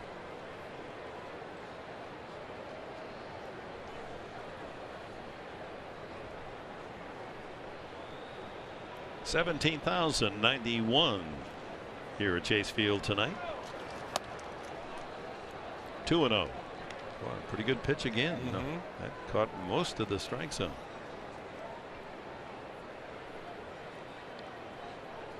Hey, there she is. Is that Randy Sally? Randy Sally or Rally Sandy? Rally Sally. Rally Sally. I'm sorry. I'll get it right. Ripped to third and through. Trying to cut it off as Upton does a good job. That may have kept the runner from scoring, and the throw comes in. A solid double by Drury. That was a wicked low line drive. He's got a home run and a double, and now the D-backs have runners at second and third, tying run in position here with 2 outs in the 5th. Now the hard home run, the breaking ball, and the hard grounder pulled to the left side. Remember coming to the desert earlier in the year playing the Diamondbacks, and Bob Brenly, the voice color analyst for the Diamondbacks, said, you know, Drury's got so much going for him. He swings the bat well. He's got a great idea at the plate. He's good defensively. So Colin Ray having a chat with Darren Balsley as Dominguez starts to heat up for the Padres. It's 8 hits now for Arizona. Jose Dominguez pitched in game 1, just a third of an inning. So the Diamondbacks in the first inning, 2 outs, no one on, scored a run, and then in the third there were 2 away, no one on when they rolled to 3, and here they have runners at second and third, 2 outs in the 5th.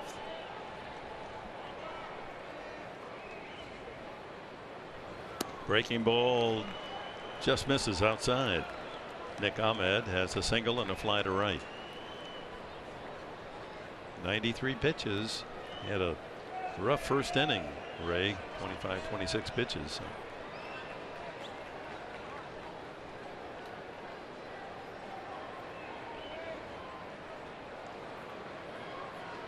Well, you got first base open, 2 outs. Got the pitcher spot on deck. I would think that Miller would be lifted for a pinch hitter if they walk Ahmed. And that's why Andy Green has Dominguez.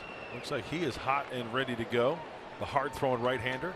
Well, he'd like to give Ray a full 5 innings because it's his game to win. Plus, all right-handers on the bench for Chip Hale.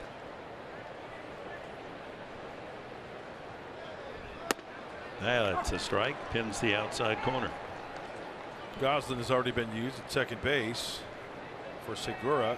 Tuffy Goswitch, the bench player from the right side, Castillo, and Ricky Weeks Jr.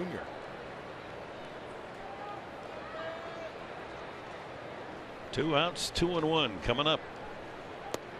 3-1.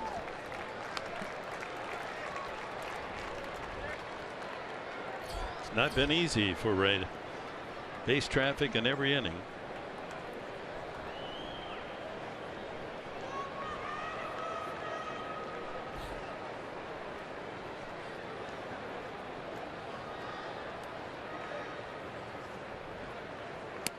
And he loses Ahmed. Perhaps he was pitching around.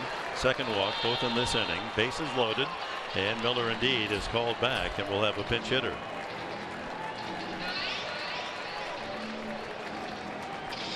Looks like Ricky Weeks, who hit the 3-run homer last night.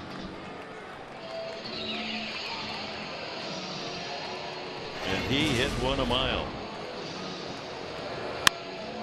Fastball middle in, looked like, and he was short quick to the baseball there. Some serious pop. Oh, and it looks like we got a pitching change.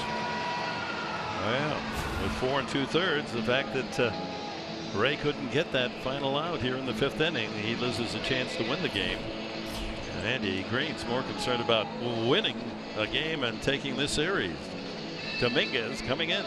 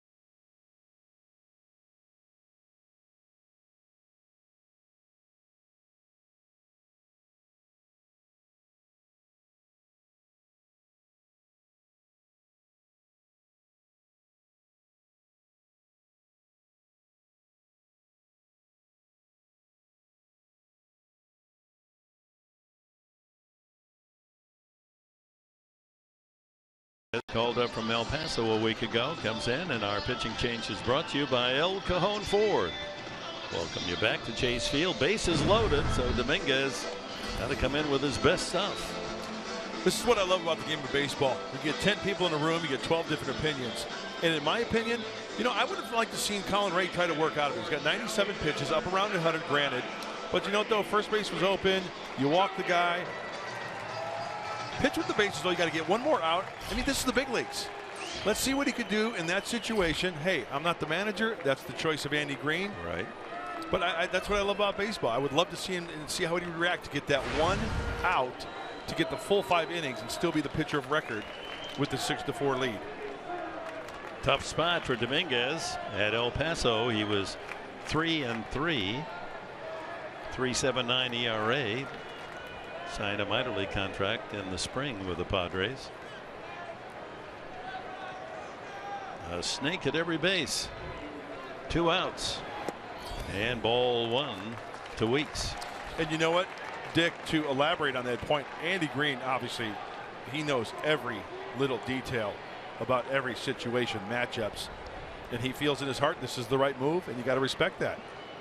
And the velocity for Ray was down here in the last couple innings. that may have had some influence as well.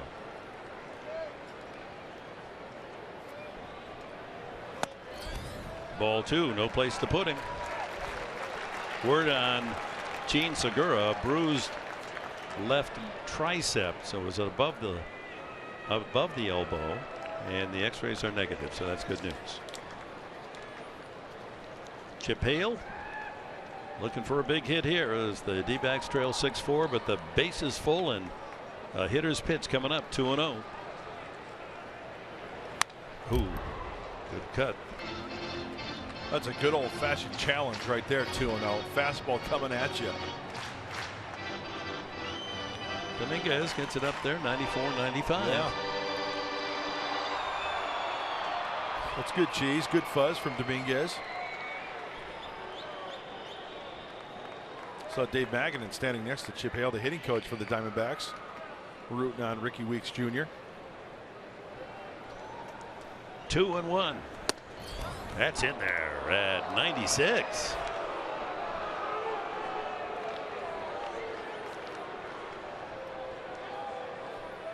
At Milwaukee, Weeks had some big home run years, but he also struck out a lot. Do or die batsman. 3 men out there, and the count is 2-2.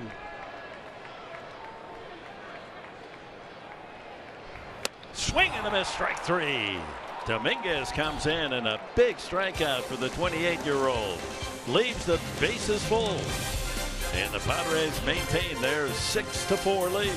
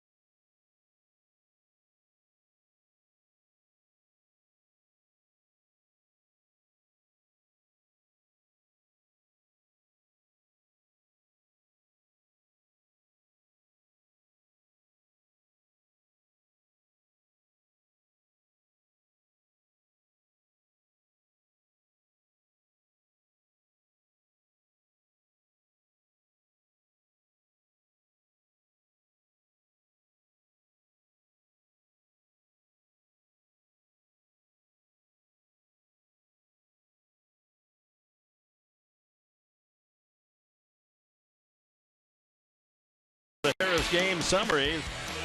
A run for Arizona in the first inning, and then they got 3 more in the 4th inning. And the big blow, the 2-run home run by Brandon Drury, is 9th of the year. The Padres came back with 5 in the 4th. Solarte singled in 1, Upton doubled in another. Another came in on a ground ball out, and the big blow, Ryan Schimpf, his 2nd home run in 3 at-bats. He homered last time up last night, and that gave the Padres a 5-4 lead.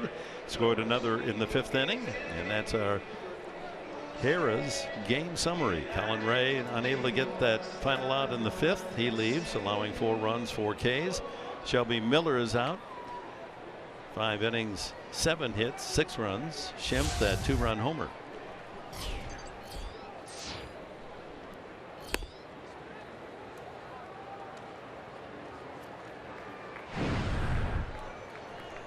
Jan Solarte having another good night. A long out and an RBI single, RBI double.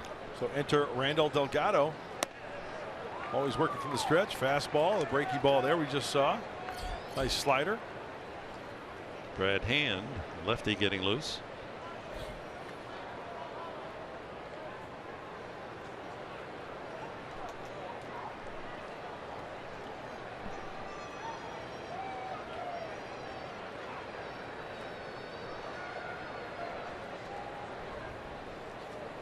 Padre catcher has grounded twice to the second baseman, knocked in a run with the ground out the last time. And he goes down swinging. Now hold that. 1-2. 1-2. Sorry about that, Derek. Give you another swing here. Hey, get on for Ryan Schimpf and add on here.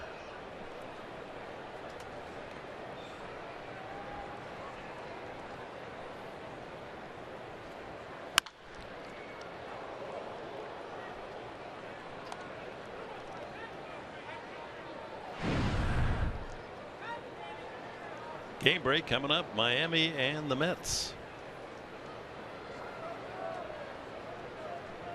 They're playing in New York. Miami has given a good show so far. They're in contention. Well, Giancarlo Stanton's been hot. He does go around on the breaking ball, and that is strikeout number 1 for Delgado. Well, as Ryan Schimpf strolls up to the plate, he's done some damage last night and today. On the left, remember the solo shot in the ninth? Watch where this pitch is, okay? Ziegler on contact. It's away. It's up. Where does he hit the ball? Left center field for the home run. How about making the adjustment of the fastball in tonight? Getting the hands in, pulling the baseball. Hey, Ryan Schimpf using the whole field, left center, right field. Good plate coverage from the LSU Tiger. 2 home runs and just 3 at bats in this series.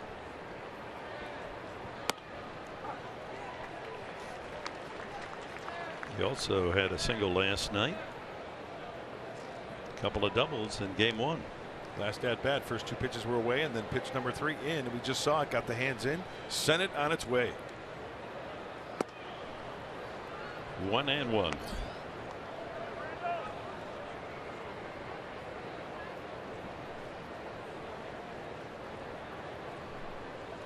So not only the home run ball, but 10 hits so far for Schimpf. 8 of them extra bases. Squeezed on that pitch, Delgado. That was in the strike zone above the knees.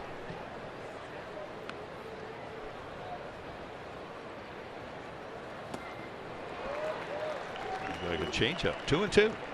Pretty good one too.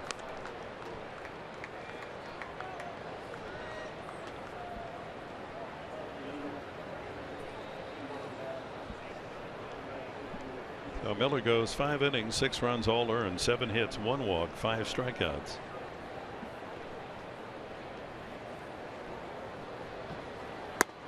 Inside, full count.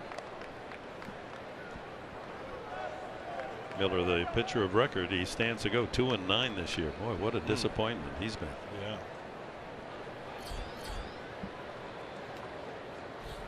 And the win, if the Padres can hang on to this lead, will go to someone in the bullpen.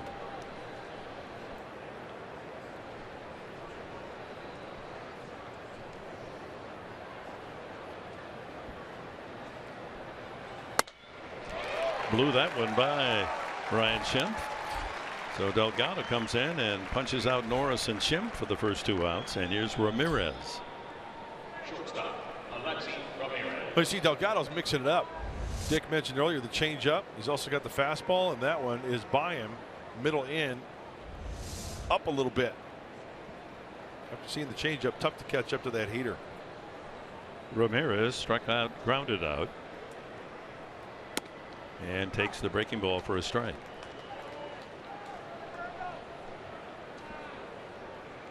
Brett Wallace is on deck. No, check that. It's Corey Dickerson. Not Corey Dickerson. Alex Dickerson. So Dominguez strikes out the only man he faces, Ricky Weeks, the pinch hitter, with the bases loaded. That's a job well done.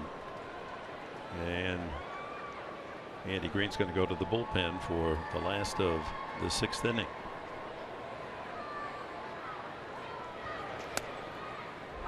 Outside corner.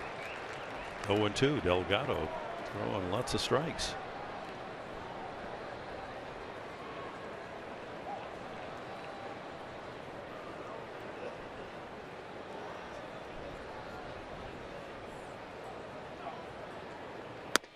And he strikes out the side. Norris, Schimpf, and Ramirez. We go to the bottom of the 6th. The Padres lead by 2.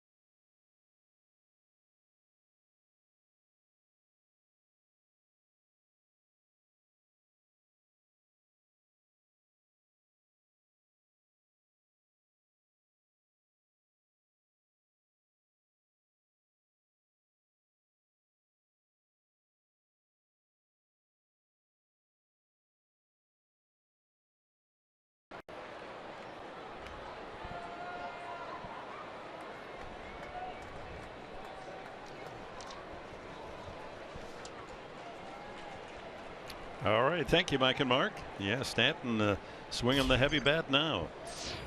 And Miami, although they lose tonight, making some noise. Line drive, fair ball, foul ball. No, line is caught by Solarte as he leaped up. I tell you, this for me, this ballpark is a nightmare. It's tougher to see the ball here than maybe it's because it's indoors. The lights, don't have the complete effect, and we got a big screen in front of us. But yeah, that right field wall sometimes gives you some trouble too. The chain link out there. Yeah, the double wall. Sometimes tough to see the ball off the bat right here, but not hard for Solarte to snag it, take away extra bases. So one away as Gosselin in for Segura, lines out. That'll bring up Bourne, who is 0 for 3, a couple of strikeouts and a ground ball to third.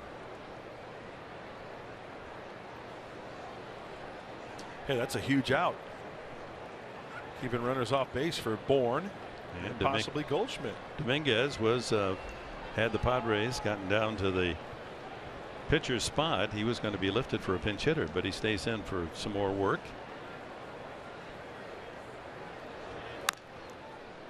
Fouled at the plate.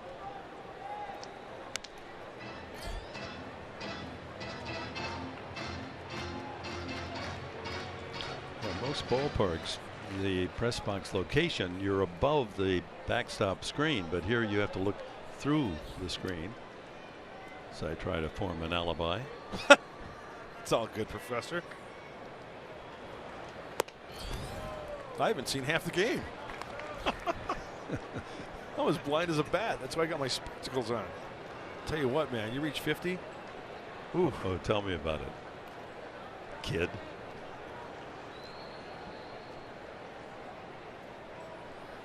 One and two to Bourne. 96 again from Dominguez. Tell you what, how about this guy? Maybe we should, let's see, I'll get it right. How about we should go see this guy, you and I, Professor? Team iDoc, Schwartz. Yeah.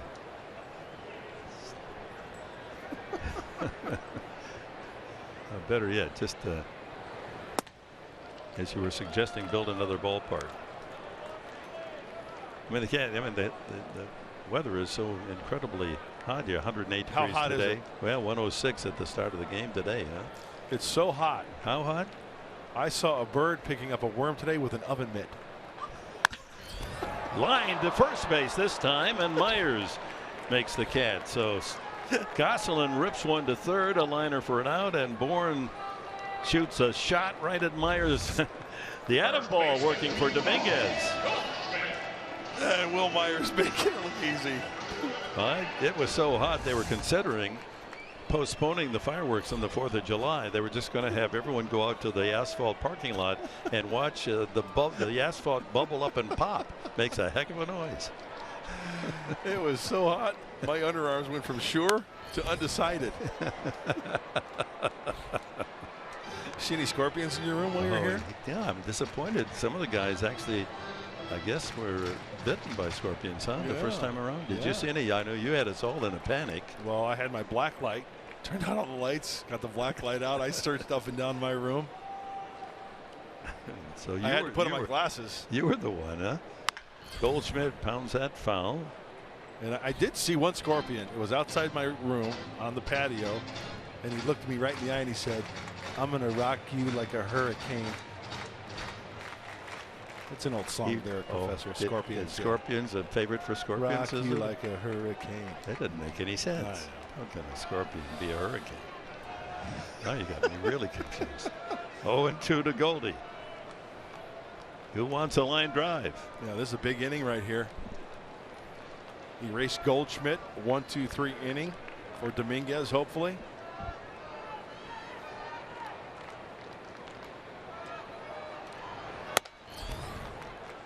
'98. This is wide. Well, you're always, giving everybody a hug. You could give a scorpion a hug, couldn't you? No, you're not going to do that. No. Even umpires over scorpions? Umpires I'll hug, yeah. Scorpions, no way. 1-2. And out of play. Look how late he is on that 96-mile-an-hour fastball. Hey, Goldschmidt likes the straight fastball. I mean, that's a documented fact in the scouting reports throughout all of baseball. But it doesn't mean you can't throw him one. If it's located in the right spot, yeah, he'll swing and miss.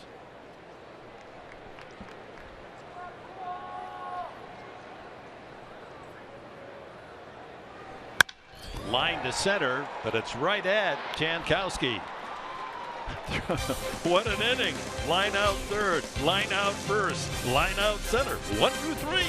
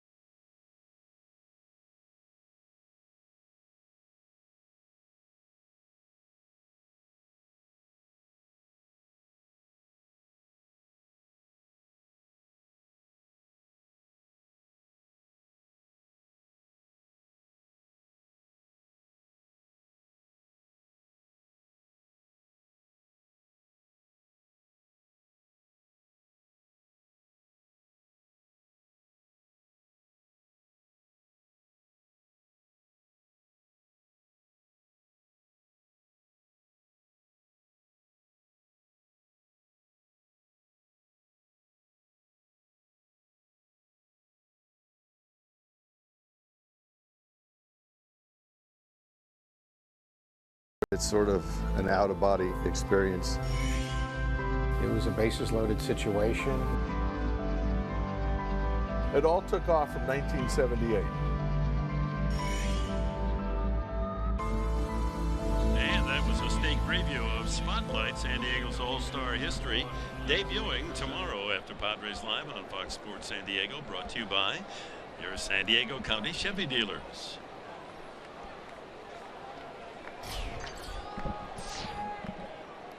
Alex Dickerson will pinch hit for Dominguez. That was quite a 1-2-3 inning. I love innings like that. 3 bullets. Yeah, as a former pitcher, they didn't have enough gloves for you though sometimes, huh? That's a hang with them, and I love it. Dickerson drives that out to left field, and the leadoff man is on. Now he comes through. Padres trying to add to that 6-4 lead. Leadoff man on has been a good formula. That's how the other 2 scoring innings have begun. Well, Alex Dickerson is a big kid, but how about the Titan from Poway going the opposite way? Trying to have the Padres add on here with 6. Now flips that lineup over to Travis Jankowski. Fly deep to center, struck out. He walked and stole a base and scored the last time. We mentioned the leadoff man in the 4th inning. It was Myers who led off with a single. Kemp singled. Solarte singled for a run. Upton doubled for a run. Norris grounded out for a 3rd run. And then the 2-run homer by Schimpf. And the Padres rallied from 4-0 down to 5-4 up. And then their other scoring inning, the 5th, it opened with a leadoff walk to Jankowski. And he came home on a 2-out double from Solarte. Delgado struck out the side the last inning. Dickerson able to rifle that single to left field.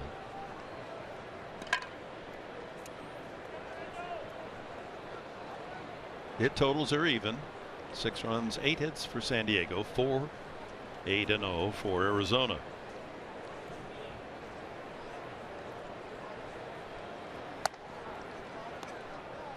Pretty good looking pitch. Yeah, not getting the high strike and creating even a better hitter's count of 2-0 for Travis. Will Myers on deck.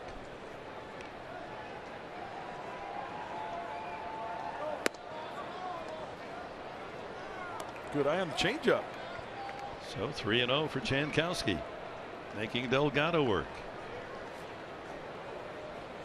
Trying to set the table here, get a couple of men on for Will Myers.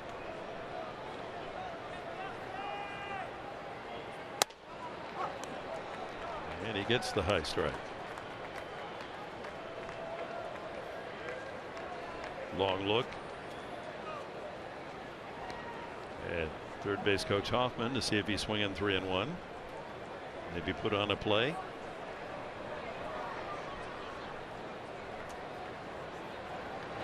And Dickerson was acting as though he was going to be going on that pitch. Not the most graceful going back into first base. Freeze on the line drive at first base. You don't want to get doubled up. Make sure it goes through.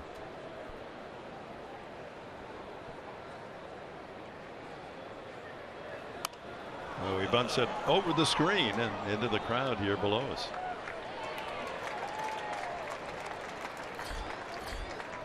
That's one of the longer foul bunts of the season. Yeah. Yeah, there you see the box score with Kemp and Solarte in the middle of the order with a couple of hits. And Schimpf down there 1 for 3, a big one, a 2-run homer.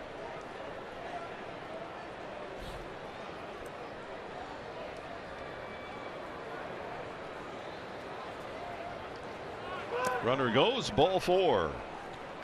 First 2 men on here in the 7th. Time now for greater coverage of baseball, brought to you by T-Mobile. We look ahead tomorrow night, the first of 4 in Los Angeles. Adrian Gonzalez, he's been cold. 1 home run in 32 games. That's hard to believe. How about Corey Seager? The rookie's on his way as a starter all-star game. 303 average with 17 homers. And Hyunjin Ryu making his first start since September of 2014. The Dodgers bullpen will be tested because they had to go 14 innings against Baltimore today. You know, if my memory is correct, I think the Padre pitching staff has pitched Adrian Gonzalez quite well this year. Corey Seager's been hitting everybody. And then Ryu, you never know. First start back could be a rough one. Hopefully the Padres can get to him early, but they've got these Diamondbacks to worry about first and get to Delgado with multiple base runners on right here. We saw Silvino Brocco warming up. He pitched in game 1. Two batters struck them both out. Well, this is the guy you want up in this situation, right, Dick? The All-Star. Only Encarnacion has driven in more runs since June 1st. First and second. Signals given by catcher Herman in case a bunt is in order. Myers isn't going to be bunting here. Dickerson from second. Jankowski at first. Whoo! Big swing and a miss. I love when a guy takes a hack like that. Don't get cheated. Grounded to second, singled to center, and scored. Stole his 14th base and flied out to center his last time.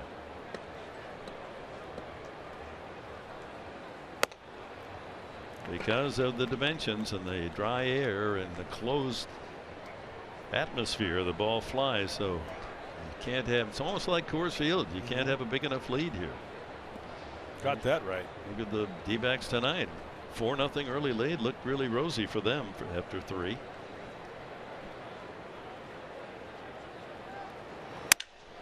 Line drive softly into left field off a broken bat, and here comes Dickerson around third.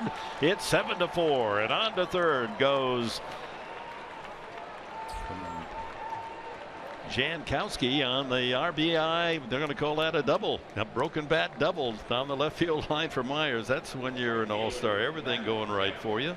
That'll be 59 RBIs for Myers. And with the way they're playing, you have to respect the power of Wil Myers, right? Well, the big kid breaks his bat, not on the sweet spot, a long run for Drury out there. So Wil Myers is like, hey, I'm going to hustle out of the box. I can see where he's playing. Why not take 2? Wil Myers, take 2. Still no one out. Second and third for Matt Kemp.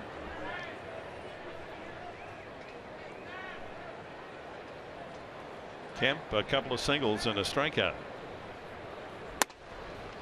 Infield halfway. Huge at bat for Matt and the Padres. Having a good night. Padres have their fastest runner at third. And Myers not bad there at second. And Dick, right here, it's essential. You have to freeze on the line drive. You do not want to get doubled up right here. Chance to really hurt the Diamondbacks. Line to left, and that's falling and is a base hit. Right up the back of Jankowski. Myers, he didn't hesitate, read it all the way. A 2-run single for Kemp, and the Padres blowing it open. Another 3 here in the 7th to take a 9-4 lead. And Kemp, RBIs 57 and 58. This was actually comical from our vantage point. When this ball is struck to left field, Travis Jankowski is kind of holding back a little bit to see if it's not going to be caught. Wil Myers reads it off the bat saying, I'm going. Wil Myers could have picked the back pocket of Travis Jankowski. Watch this. Jankowski is going to drop. Will's full stride.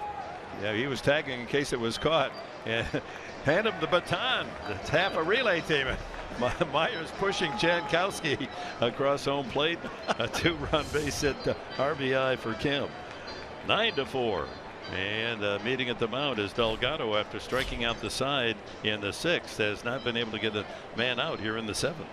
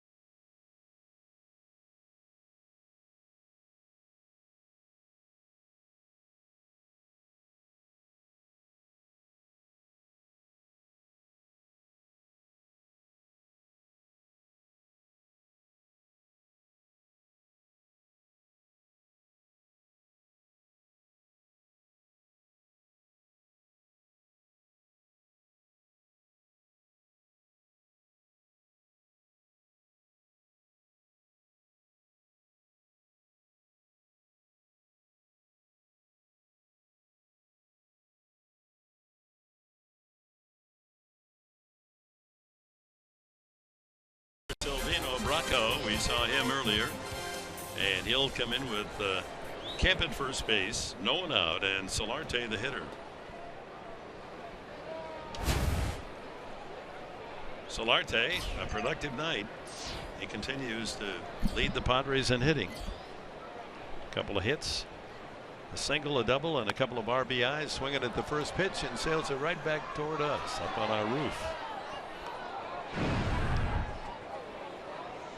Silvino Bracco, 11th game for the right-hander. High ERA, short, small sample size, I should say, at 9 2/3 frames.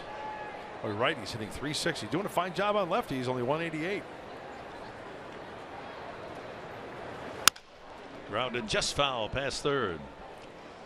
This copyrighted telecast is presented by the authority of the San Diego Padres. It may not be reproduced, retransmitted in any form. The accounts and descriptions of this game may not be disseminated without the express written consent of the San Diego Padres. Yes, has been the case. First 2 games of the series. Lots of San Diego support in the stands. 17,091 here tonight.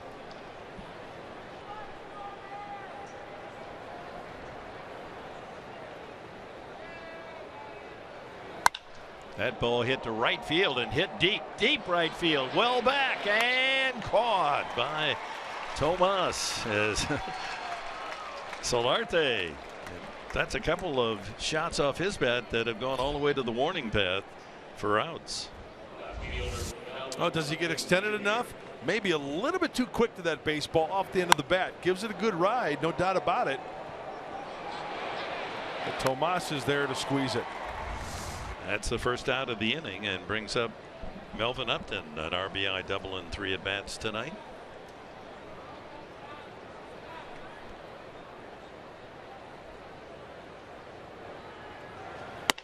And a strike. 94 in the fastball. Brad Hand still throwing in the bullpen down there. He's throwing a no-hitter down there. Yeah, that word just came in from that left field corner. Hey, don't waste all your bullets down there. That's as a reliever, you get to know your arm and what you should and shouldn't do before you head out there on the hill. Well, the Padres with a 5-run 4th, a Singleton in the 5th, and 3 more here in the 7th. After Arizona had it all their way through 3 innings, leading 4-0.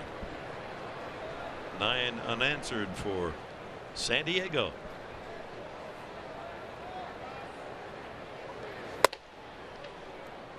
.93 upstairs.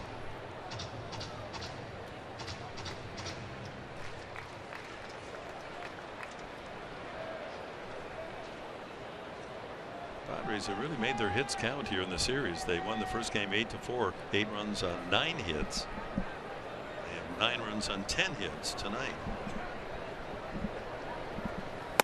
Swing and a miss, strike 3.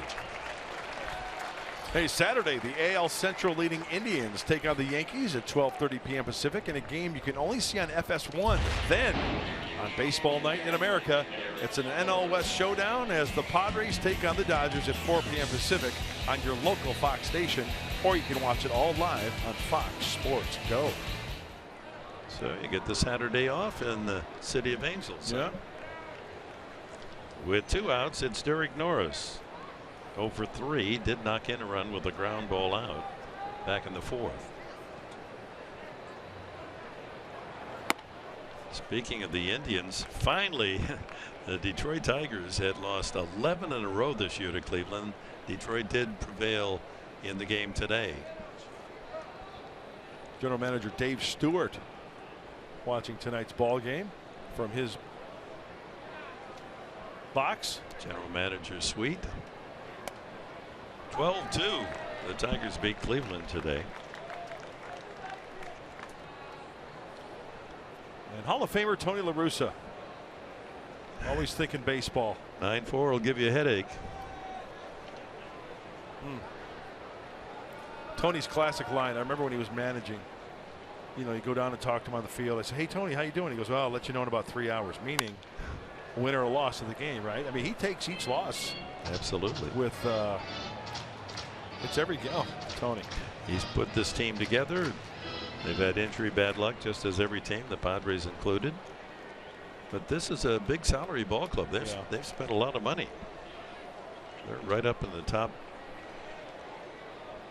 quarter of the National League in payroll. 1-2 to Norris. Swing and a miss. So restores order does Silvino Bracco. Gets the 3 men he faces, but the Padres have added 3.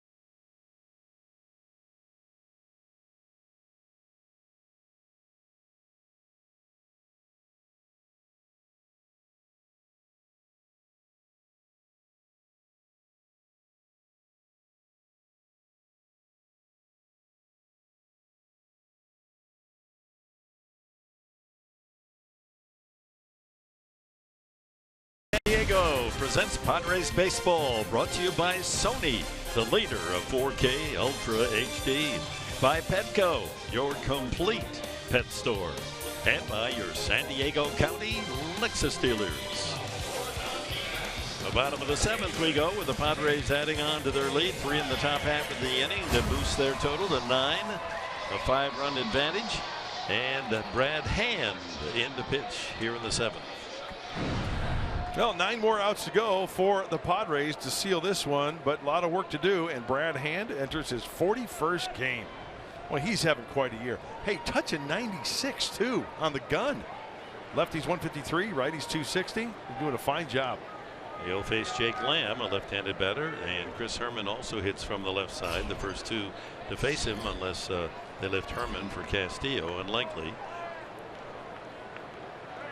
Lamb intentionally walked, grounded to second, and then walked again. And grounds it right through the hole, but there's Schimpf playing shallow right field to throw him out. That's got to be so frustrating. That's twice. Both outs off the bat of Jake Lamb have been just like that. You know, I'm sorry, I don't mean to laugh, but you know, being a pitcher, you love to see that, and that's their intent. They have the spray charts. You pitch him a certain way. When he puts the ball in play, that's where he's going to hit it. Will Myers, he kind of broke that way, but realizing Schimpf is there to make the quick throw to get him out. Here's Chris Herman, left-handed hitter. RBI single, a triple, and scored. Struck out the last time.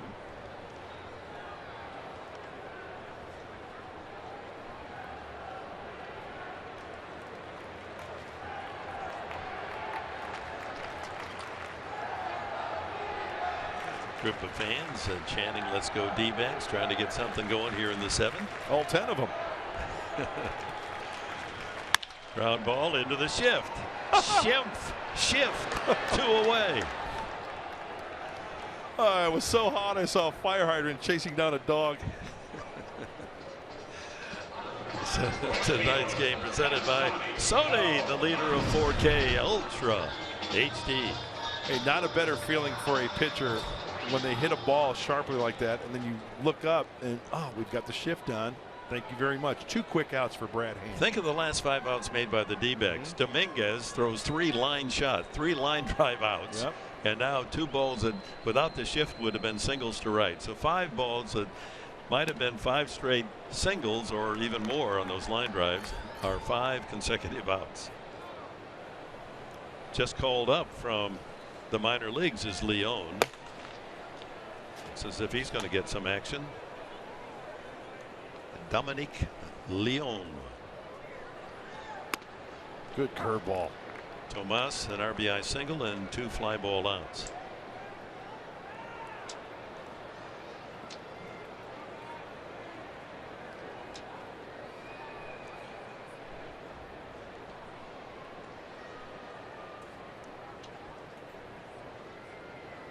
Swing and a miss.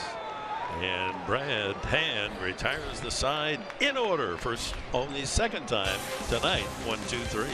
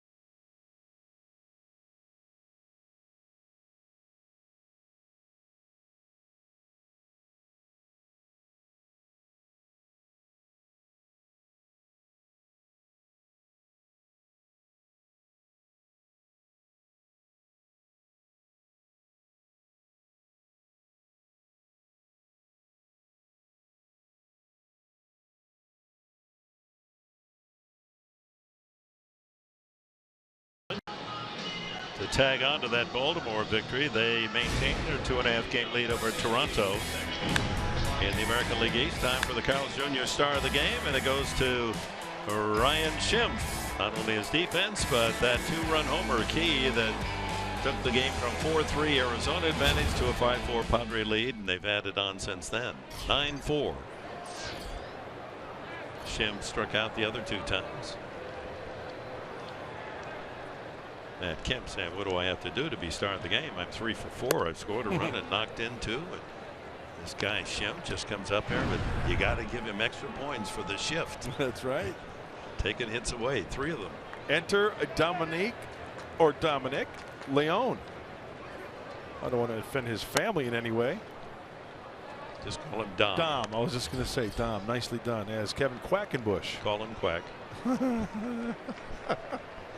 Gets ready in the bullpen. He pitched last night. Worked an inning. Big swing. Low 90s for Leon. 9 runs, 10 hits for San Diego. They've left only 3. 4 runs, 8 hits for the Snakes, and they've stranded 8.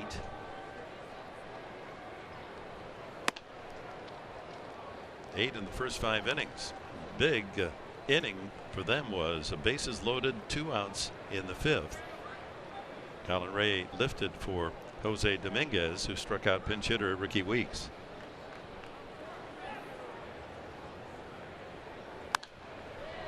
Back to the press level. That one came sailing hot That might have been in our radio colleagues booth. That's when you need a glove to catch that. Yeah. You would have saved us. I've got you protected. Okay, all right. You got to protect that camera. It's more important than me. No, I'll take a bullet for you. High pop up back of short, shallow and left. That's a long run for Drury, and he's able to get there for the out. I'll tell you what, Drury's been playing a deep left field. They all have. Tomas now is playing deep and right. Ramirez 0 for 3.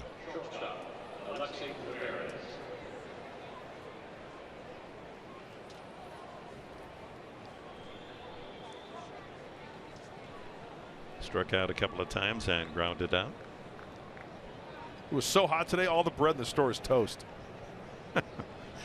Hey, Mr. Dangerfield, you're going to into his book. I just know you are, but they're good. I like it.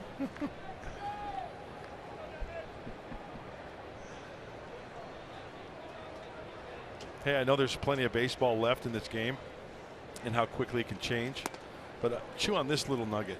If the score holds, okay, Shelby Miller, his last 38 starts, his record 3-25. The team record 7-31.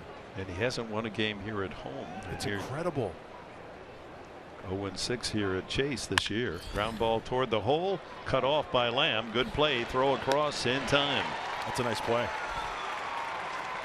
Having to back up to play that big hop and then square those shoulders up to fire a seed over to first base. Brett Wallace will pinch hit. Hey, get to the ball, catch the ball, now regroup to position your body. Okay, get it, reposition, shoulder, first base, snap, throw. Good play. Well, Alex Dickerson pinch hit in the last inning, led off the inning with a single. The Padres scored 3. Here's Brett Wallace with 2 out. Base is empty. Ball 1. Well, this was a big day in tennis history. You fans that follow that sport, and of course Wimbledon down to the semifinals for men and women. Althea Gibson became the first black tennis player to win Wimbledon. Defeated Darlene Hart 6-3, 6-2 in 1957 on this date. That was a historical moment for the game of tennis. It was what Jackie Robinson did for baseball. That's right. And of course, the Williams sisters, the greatest tandem siblings ever in any sport, are still in the tournament, both in the semifinals this year. That ball right center dying, and it is falling for a base hit. Wallace dumps a soft single to right center, and the Padres still alive here in the 8th inning. Who doesn't like a little soft serve on a hot night in Arizona? Well, Brett Wallace does. How hot is it? Never mind. I know you're full of them. You've used your A material. Oh, yeah. Here's Jankowski. Trying to add on, though. Walked the last 2 times, scored both occasions. It'd be nice for the Padres, too, getting the double digits in the R column.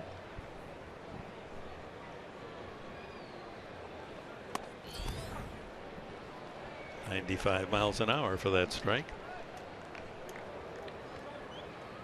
And also on a sadder note, on this date in 1971, Louis Armstrong died. He was 69. What a talent. Trumpet, right? Yeah. And sing. He do pretty much everything. He had that husky raw voice. Yeah.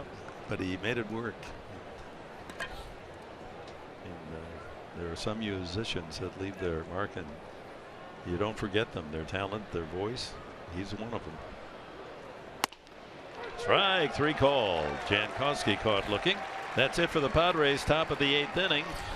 It'll be Brendan Drury leading it off for Arizona.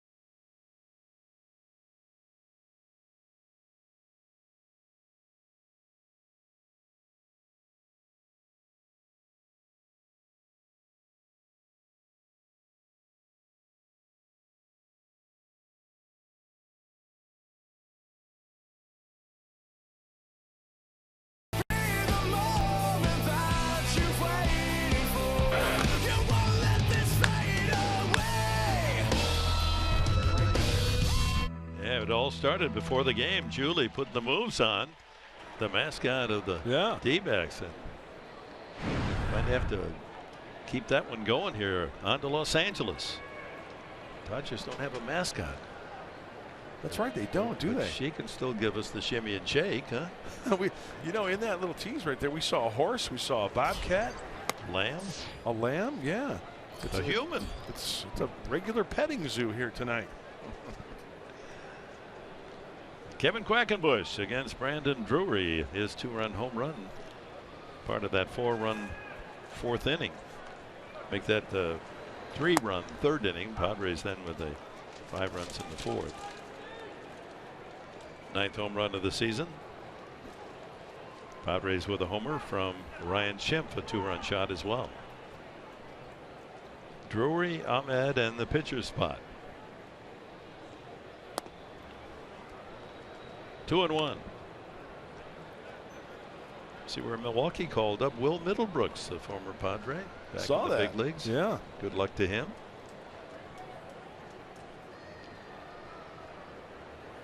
Yeah, after a trade, getting a chance to play and not producing, and then back to the minor leagues. That's tough for anybody. So what a great feeling that is to get that call again. Yeah. Really a nice young man. Wish him well. 2-2 the count on Drury.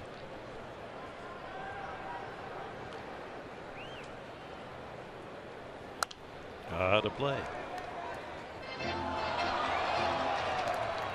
Well, his home run in the 3rd inning went 425 feet. Put that one in orbit.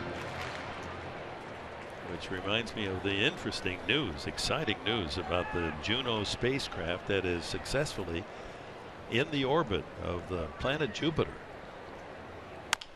Pulled weakly. That's a tough play for Solarte. The quick throw in time for the out. Didn't have to go to the bare hand pickup and throw, but quick shift from glove to hand and takes an infield hit away. Yeah, put a little star on your scorebook if you're scoring at home on the 5-3 play. That is a big out. Nice play. Jan Hervis has done a fine job on that ball coming in and making the accurate throw. He was playing deep, so he had a long way to go to get to it. Ahmed, a single and a walk. He's 1 for 2. So what's going on in Jupiter? You know how long it took for that spacecraft to get from the time we launched it to in orbit? 20 minutes.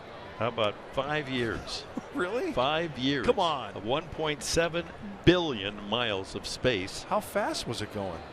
How about 130,000 miles an hour? For 5 years. For 5 years. That's incredible. High fly ball. Center field, Jankowski. And 2 away. And the Padres, along with 9-run attack, have offered some good defense. Look at Schimpf skidding and able to bounce quickly and make that play. And Solarte has also come through, spearing that line drive, headed for a possible 2-base hit. And Myers, quick hands to snuff out another line drive base hit bid.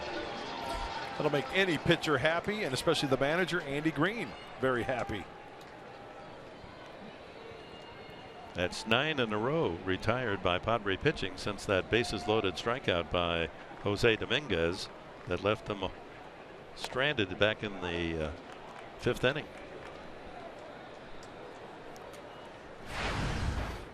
Wellington Castillo started the first 2 games of the series behind the plate, hitting for Leon. So this thing travels 130-some thousand miles an hour for 5 years to get to Jupiter. Now that's the first planet, and this is really important because if they can, you know, the magnetic force, incredible radiation up there. I mean, it's like 600 times Earth. So I can't buy any real estate. No, I don't think so. But they can find out if what's in the maybe in the core of Jupiter. Oh. This is the start of our solar system. Okay. And might relate to who we are, why we are, what happened here to create Earth. That's fantastic. I mean, what's happened in our lifetime? Yeah.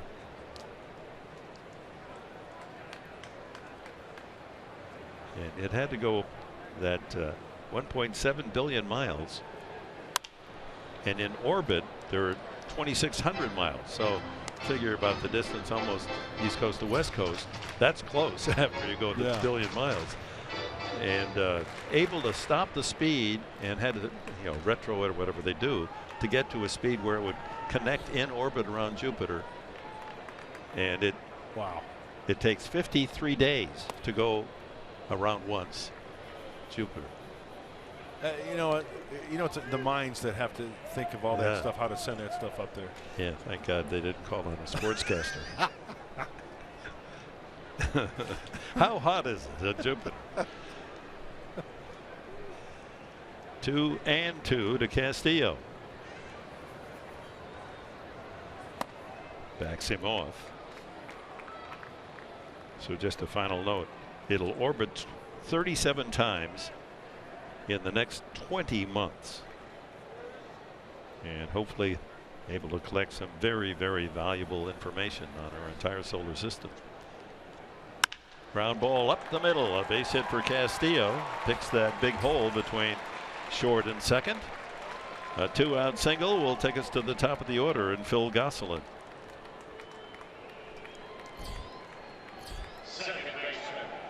Gosselin came off the bench when Gene Segura hit by a pitch on the arm. Colin Ray negative X-rays. That's a good news for Segura, but they had to lift him out of the game, and Gosselin jumped in, doubled, and he lined out to third the last time.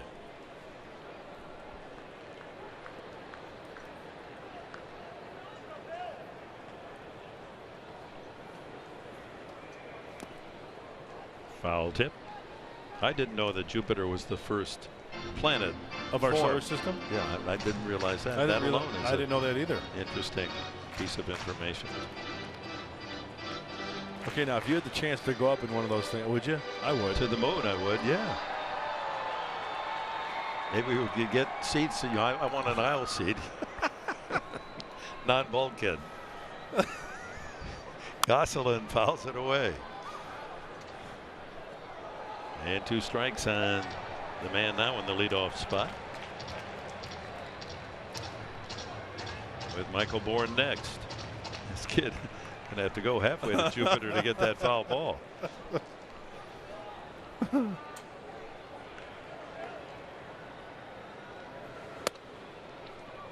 Crowds him at 89. And the way to remember the planets, my very excellent mom just served us noodles. With each first letter, that's each letter of how you were talking? The planets, yeah.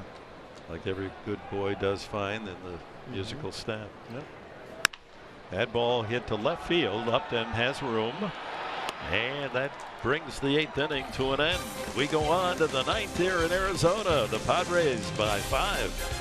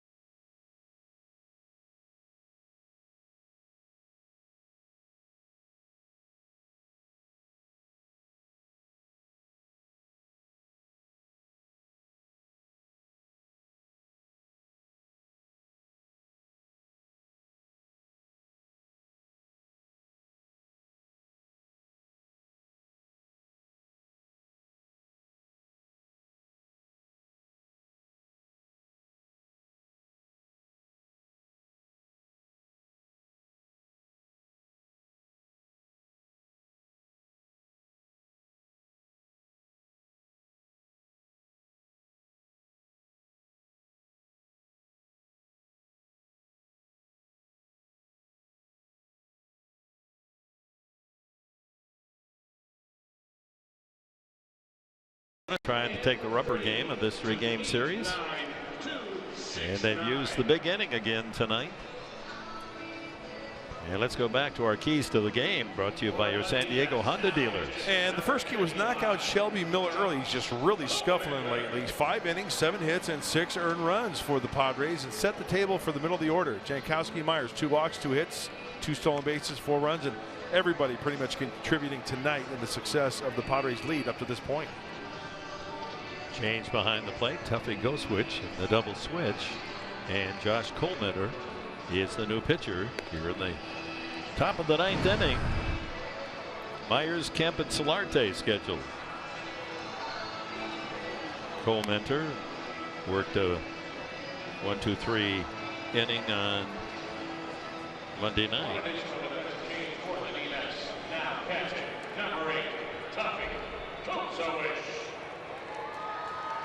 He's the all-time game winner in Central Michigan history with 24 wins. Was also an academic star there. Go Chips. Yeah, proud to be a Chippewa. Another Chippewa, very big name in this town, Dan Marley. Oh, that's right, Thunder Dan. Myers, a single, an RBI double. He scored twice. Ground ball up the middle. 4 hits last night, 3 tonight. How about the All-Star? Oh, the news has brightened his bat. Kemp also has 3 hits tonight. Just so comfortable in the box, staying back on that big breaking ball from Colmeter, recognizing it, keeping the hands back just enough, and sending it right back up the center of the diamond. Myers started this series. Well, actually started last night hitting .282. He's jumped his average a good 10 points in the 2 games. Here's Kemp. 3 for 4. Looped a single to the left in the first. Lined a single in the 4th and scored. Struck out and doubled into the left field corner. And knocked in 2 in the 7th. Matt Thornton in the bullpen. Apparently he'll pitch the bottom of the 9th inning.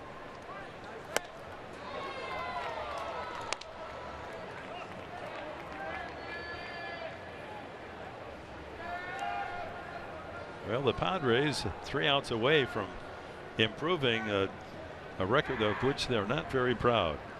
Winning the last game of a series. 3 wins, 24 losses. That makes those flights to the next city a lot longer. Well, maybe this will shorten it up to LA tonight.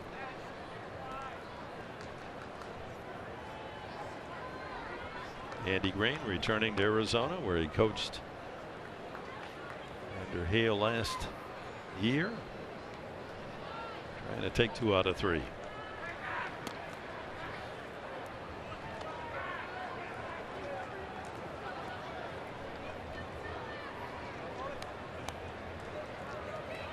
Diamondbacks weakness the pitching, especially at home. Next to last in 3 categories. You've got to score a lot of runs.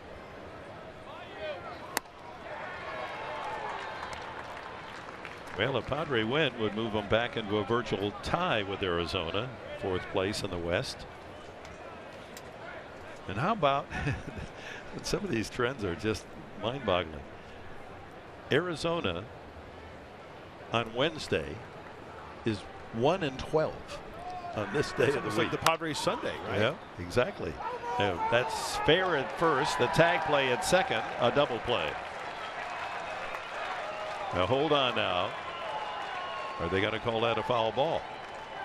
The plate umpire ran out to wave that one off, and that saves a double play, and Myers can return to first base. So that one skidding with incredible English right to the corner of the bag, and first base umpire called it fair. Plate umpire called it foul. It's his call until the ball passes first base. Good call, Professor. So he overrules, Barksdale overrules Will Little, and to the Padres' favor. A lot of pitches missing it right in the heart of the zone to Matt Kemp. See by our Fox Tracks, brought to you by Nissan. And ball 4 misses inside. So the first 2 men on again for the Padres. That's how their big innings have started throughout the night. As we look at the pitching matchup for tomorrow's game, brought to you by Tough Shed. And a good matchup. Drew Pomeranz, 7-7 this year. You have to go back 2 seasons for Ryu. A terrific year as he broke in with the Dodgers, 14-7. Hasn't pitched since September of 14. So all of last year, half of this year.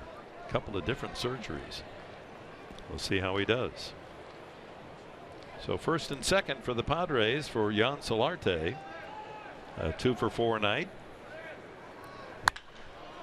And he drives one into the deep right field corner. That's back, and it is gone. Touch 'em all. Jan Solarte continues to wear out Arizona. He has 4 home runs in 6 games against the Diamondbacks this year. 12-4 the score. A 3-run shot for Solarte. He's been teasing this crowd all night long. He started the game by sending Tomas to the warning path. He's hit another to deep right center to the warning track, and this one he pulls deeper down the line for a 3-run home run. 7 on the season, 4 against Arizona. He went out and got a Josh Colmentor changeup, brought him to his knee, hooks it down the right field line fair. A la calle, caliente. 5 RBI night for Solarte. He's saying to Andrew Cashner.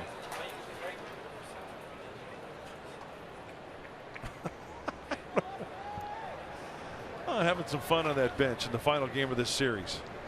And Upton drills one backhanded by Lamb, and he throws him out. First out of the inning.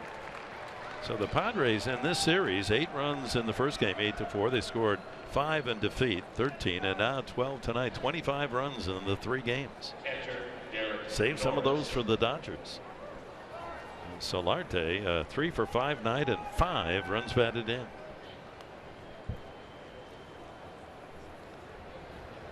Derek Norris wearing the collar, but he's contributed. He knocked in a run with a ground ball in the 4th. Breaking ball for a strike. Boy, the 2, 3, 4 hitters in the lineup tonight for the Padres. 3 hits for Myers, 3 for Kemp, and 3 for Solarte. They've accounted for 8 runs driven in and have scored 7.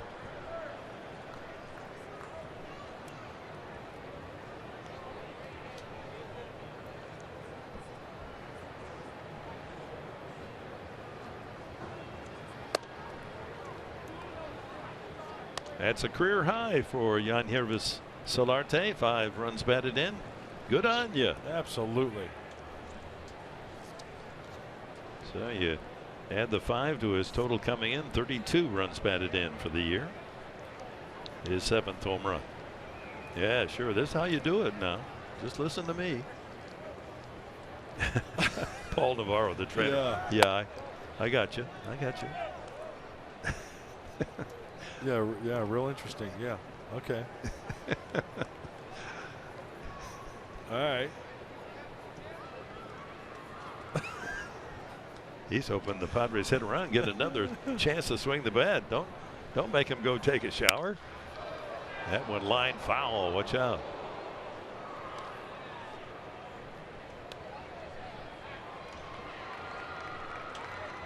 $12 runs, 13 hits for San Diego. 4 runs, 9 hits for the home team. It's a nice habit the Padres are falling into. The crooked numbers happen. 5 in the 4th, 3 in the 7th, 3 in the 9th. Well, hopefully it carries over to Los Angeles after the Padres seal this one up. That is strike 3. So the 3rd time the last 3 at bats that Norris has been called out on strikes. So 2 out. And here's Ryan Schimpf, 1 for 4, but a big one, a 2-run homer. He had a home run in the 9th inning last night. Oh, Darren Balsey saying, oh, it scraped the fence. Oh, your home run just right over the fence. They shouldn't even count it. The baseball humor. There's no sport like it. I know. You have to. It's a long season. You go to spring training, a couple hundred games, and they're in a couple 3 weeks before the spring training games. I mean, it's no joke. Kids see each other more than they see their family. You better have a laugh or two, or you got a room full of criers. That ball hit high in the air. Right field hit well, and that ball is gone. Schimpf has hit 2 homers tonight and 3 in 2 games. Oh my, send him to a higher league. That one was on its way to Jupiter. Or Mars. I think he's going to come out and come around, orbit the field. 13-4. He homered in the 9th last night. Homers in the 9th tonight. And he had a 2-run shot back in the 4th. Hey, you know, it's nice for the Padres to have the wheels of the Diamondbacks come off. I mean, it's nice being on this end of it. I wonder if anyone picked Schimpf and picked the stick, because that'd be a big score. 7, 13 runs. Well, he struck out twice. It'd be 11 points. That's still a good night. Ramirez fouls it back. Schimpf was undrafted tonight. Yeah. Mike Pomeranz took. And he had the first pick, right? Yeah, he took. He could have taken him. He took Will Myers, Mark Sweeney, Matt Kemp. Well, Myers had a good night. Kemp had I mean, there were a lot of points stacked up on the evening.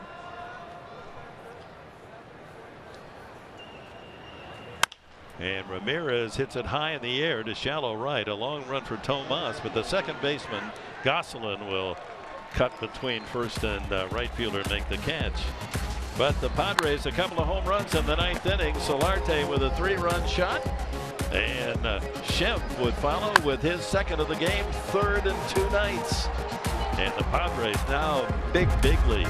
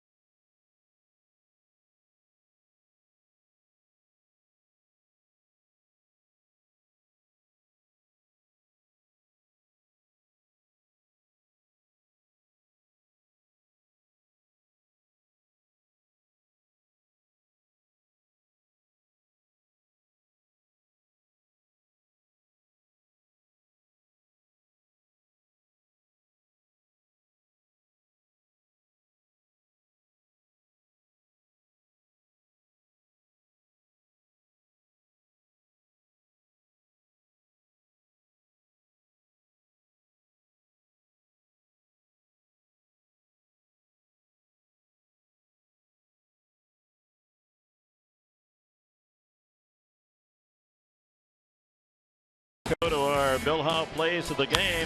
Jan Solarte, first time up, RBI single. Second time up, RBI double.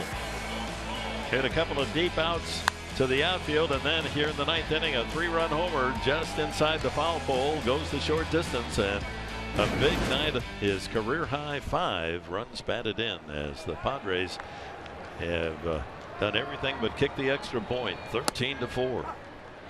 And Matt Thornton comes in to collect the final 3 outs. I'd really like to see Matty have a nice clean 1-2-3 inning, so the Padres can pack up and head to LA and take 2 out of 3 from the Snakes. Michael Bourne jammed, and that one falls just into the second row. Bourne, Goldschmidt, and Lamb for Arizona in the bottom of the 9th. 12th game for Thornton. Yeah, you see the splits. Lefty's 385, righty's 300. Been getting hit around a little bit. Tell you what, though, a guy like Matt Thornton, he's been around the block many times, the veteran of 12, 13 years. He knows how to handle himself. Breaking ball bends outside. 1-2. One of my favorites down in that Padre bullpen, Matt Thornton. Love his sense of humor, the way he carries himself. You know, he can be dragging his head because the numbers, but no, he goes out there as if every outing is his last, trying to throw up a 0. The only other game still underway is in San Francisco, where the Giants, don't they always win in the 8th inning, leading Colorado 5-1. Dodgers losing in 14 innings to Baltimore earlier. Breaking ball, and the count levels at 2-2. Yeah, the most interesting race at this stage of the season is the American League East. 3-2. Baltimore, Toronto, Boston all won tonight. So the Orioles lead Toronto by 2.5 and the Red Sox by just 3.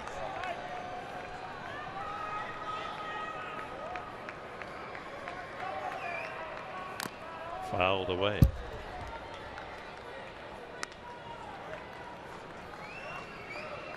And the Yankees losing tonight are 8 back. Tampa Bay dropped its 50th decision tonight. Hey, 8 games back before the All-Star break, that's nothing. We've seen teams come back. Hit well to left center. Jankowski runs it down for the first down. Bourne gone. And here's Goldschmidt. Doubled the first time up. Left center and scored. Popped up. Good play made by Solarte to deny a hit, and he lined to center the last time. A lot to talk about on Padres Live, the postgame show. Mike Pomerantz and Mark Sweeney going to break it down, talk about this one and everything else that's going around Major League Baseball. You know, there are games where the guys back there, they have to scramble to come up with something that's really interesting from the game because not much happens. I mean, that's part of the total baseball season, but this is a delight for them tonight. They've got lots of material to work with, as the Padres, with 3 home runs among their 14 base hits, 13 runs. Goldschmidt takes 2-1. It'll be Drew Pomerantz against the Dodgers tomorrow night. How about Ryan Schimpf? He hits a home run in the 9th inning last night. Homers the second time up tonight, and then homers here in the 9th. So in his last 6 at bats, 3 home runs. Pineapple Schimpf, lemon Schimpf, coconut Schimpf, pepper Schimpf, Schimpf soup, Schimpf stew, Schimpf salad, Schimpf and potatoes, Schimpf burger, Schimpf sandwich. Peel them, Schimpf. You can barbecue it, boil it, bake it, saute it. And that's Schimpf kebabs. He's from Louisiana there when LSU. Yeah. That's what's so good about the eateries there. Line fair just inside the right field line.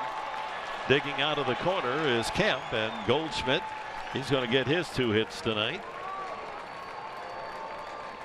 Started at 292. He's such a good right field hitter. Yes, he is. You know, Mark Sweeney talks about letting the ball travel when hitters are successful. Well, Goldschmidt does just that. He's so short and quick. Look at him shorten up on that. The ball's away. It travels a little bit, but still keeps it fair. And he's one tough out. And look at the score, 13-4. He's not going to give away at bats. Little toe tap there. And on kind, look, when you draw a line, that ball was like right with the belt buckle. Playing pepper. Yeah.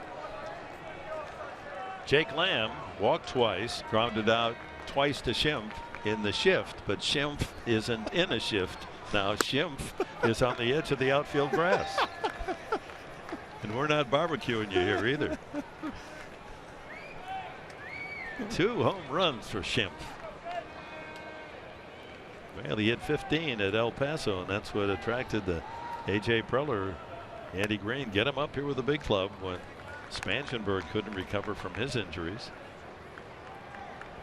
He had a slow start, but he stayed with it. And the last 5 games, 8 hits, well over 300, 3 home runs.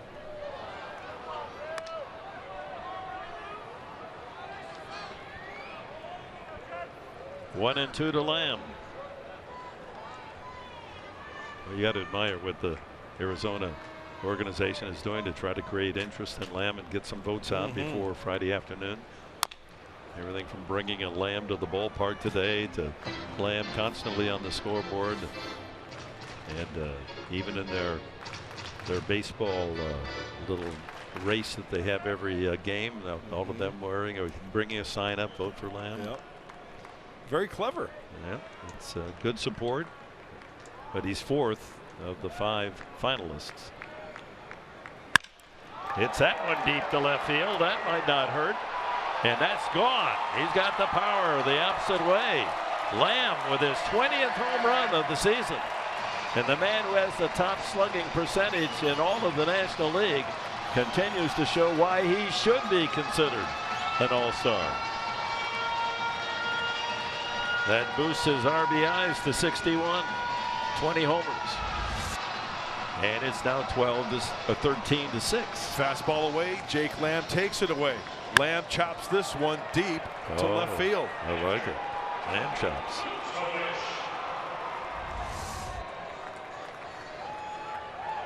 Well, that'll get some attention when fans in the East read the box score. Tuffy Goswitch batting for the first time.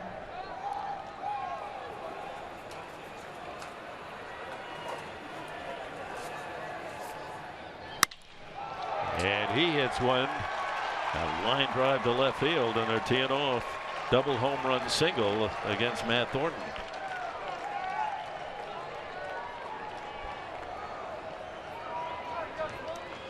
Padres with a big lead, so Thornton's out there to get the final outs unless 3 or 4 more runs come in. Yeah, you know, the thing you don't want is to get another arm up and hot in that bullpen. You know, you get hot and ready, then maybe Matt Thornton gets out of it. Well, that's wasted bullets down there in that bullpen for the reliever. Well, if you can make a good pitch here, maybe get two outs with 1 pitch. Tomas takes outside, ball 1. RBI single in 4 trips for Tomas. He's grounded into 9 double plays this year.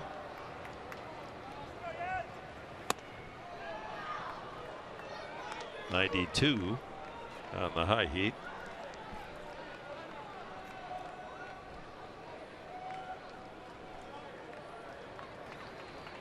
Well, that Giant game is final. 5-1. They beat Colorado. High fly ball deep to center. Jankowski has room for the second out. And the other game just complete. Houston 9, Seattle 8.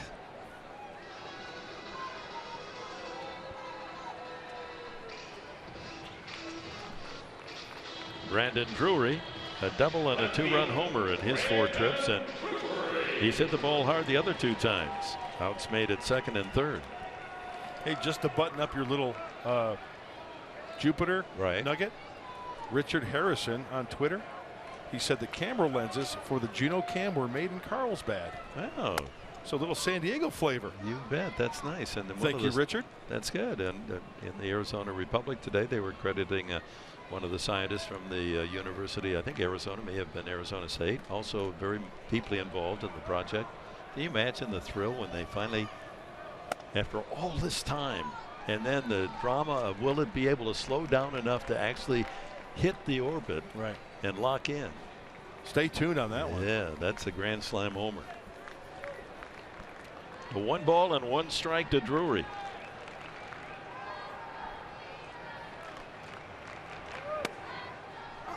One and 2.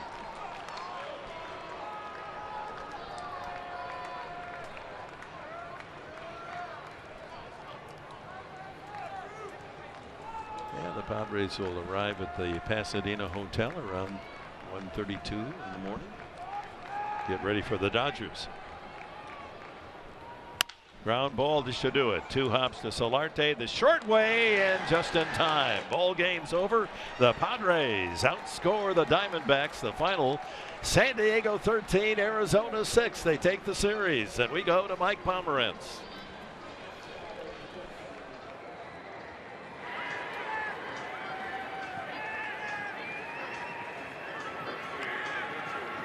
playing.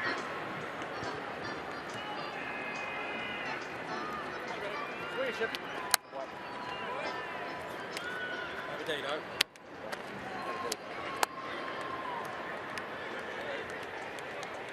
Yeah, Chip, you're on TV, buddy. Good job. Good job, bro.